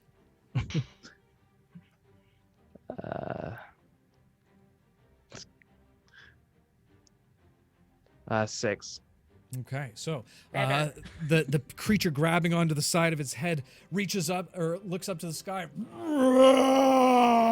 lets out a giant roar, seemingly his head piercing now at this point with frustration. You can actually see as he opens his eyes, they start to bulge, bloodshot.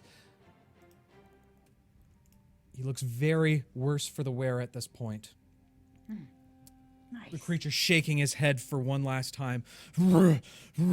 Takes his chain once more, waving it above his head, smashes down towards Ollie at this, sorry, Pavo's directly in front, smashes down directly in front of Pavo.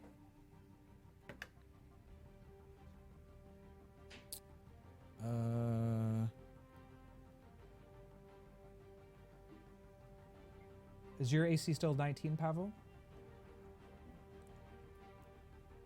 You're muted, Pavo. Yes, it is. Okay, so the giant chain comes smashing down on you. You don't have enough time to move out of the way. As it crashes down on top of you, you take 13 points of damage, and I need you to make a Constitution saving throw to try and remain conscious. Well, I'm down. Oh, All right, fuck. so as the chain comes down, you all watch as a storm of dust billows out from where the impact point was. Takes a moment for the dust to settle, but your ally Pavo is no longer standing. Trix, what would you like to do?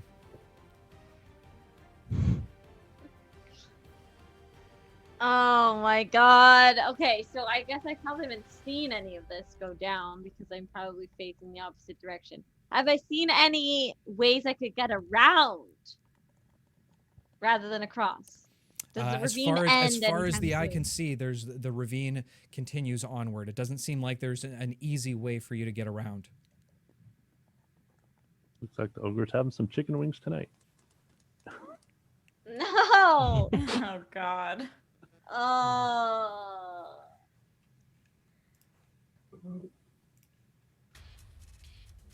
Okay. I'm gonna guess that by now I probably would have turned my head at some point as I'm frantically running. So Yeah, hearing Let's the say I massive could chain hit the see- ground, you've turned back, seeing the dust kind of emanate from the impact point. Now seeing an unconscious Pavo on the ground. okay, so I'll run back. I'll run run back the other way. And I'll Start CPR. Compressions. Yeah.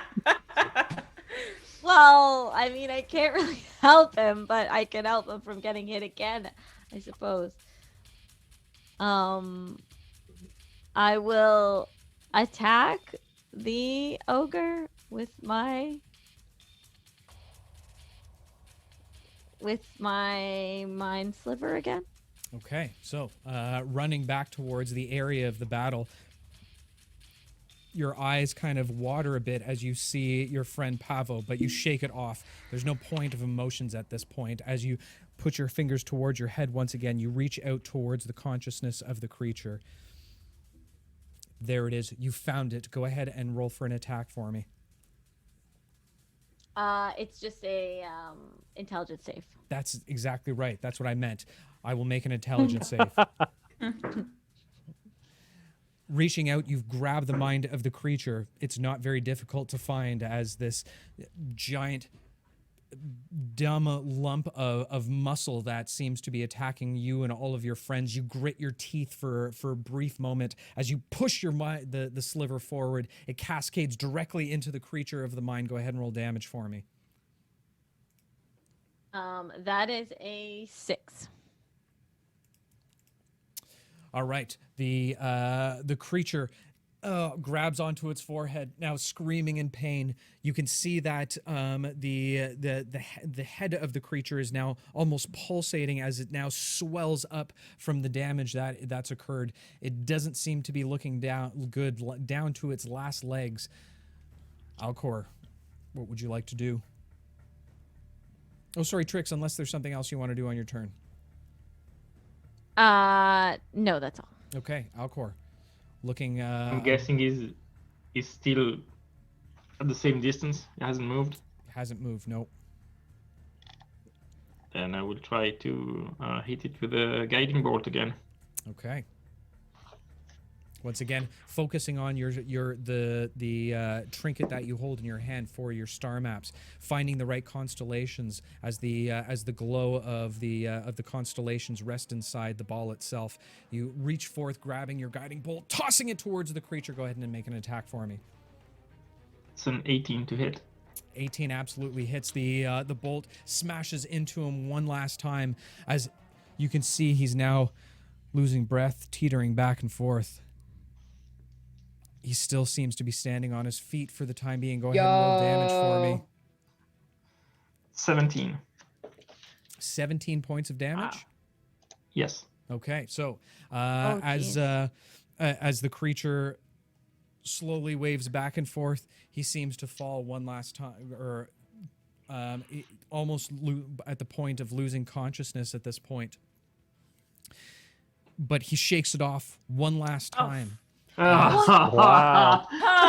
Oh, As man. with a last-ditch effort, it reaches forward and grabs Pavo on the ground No. unconscious.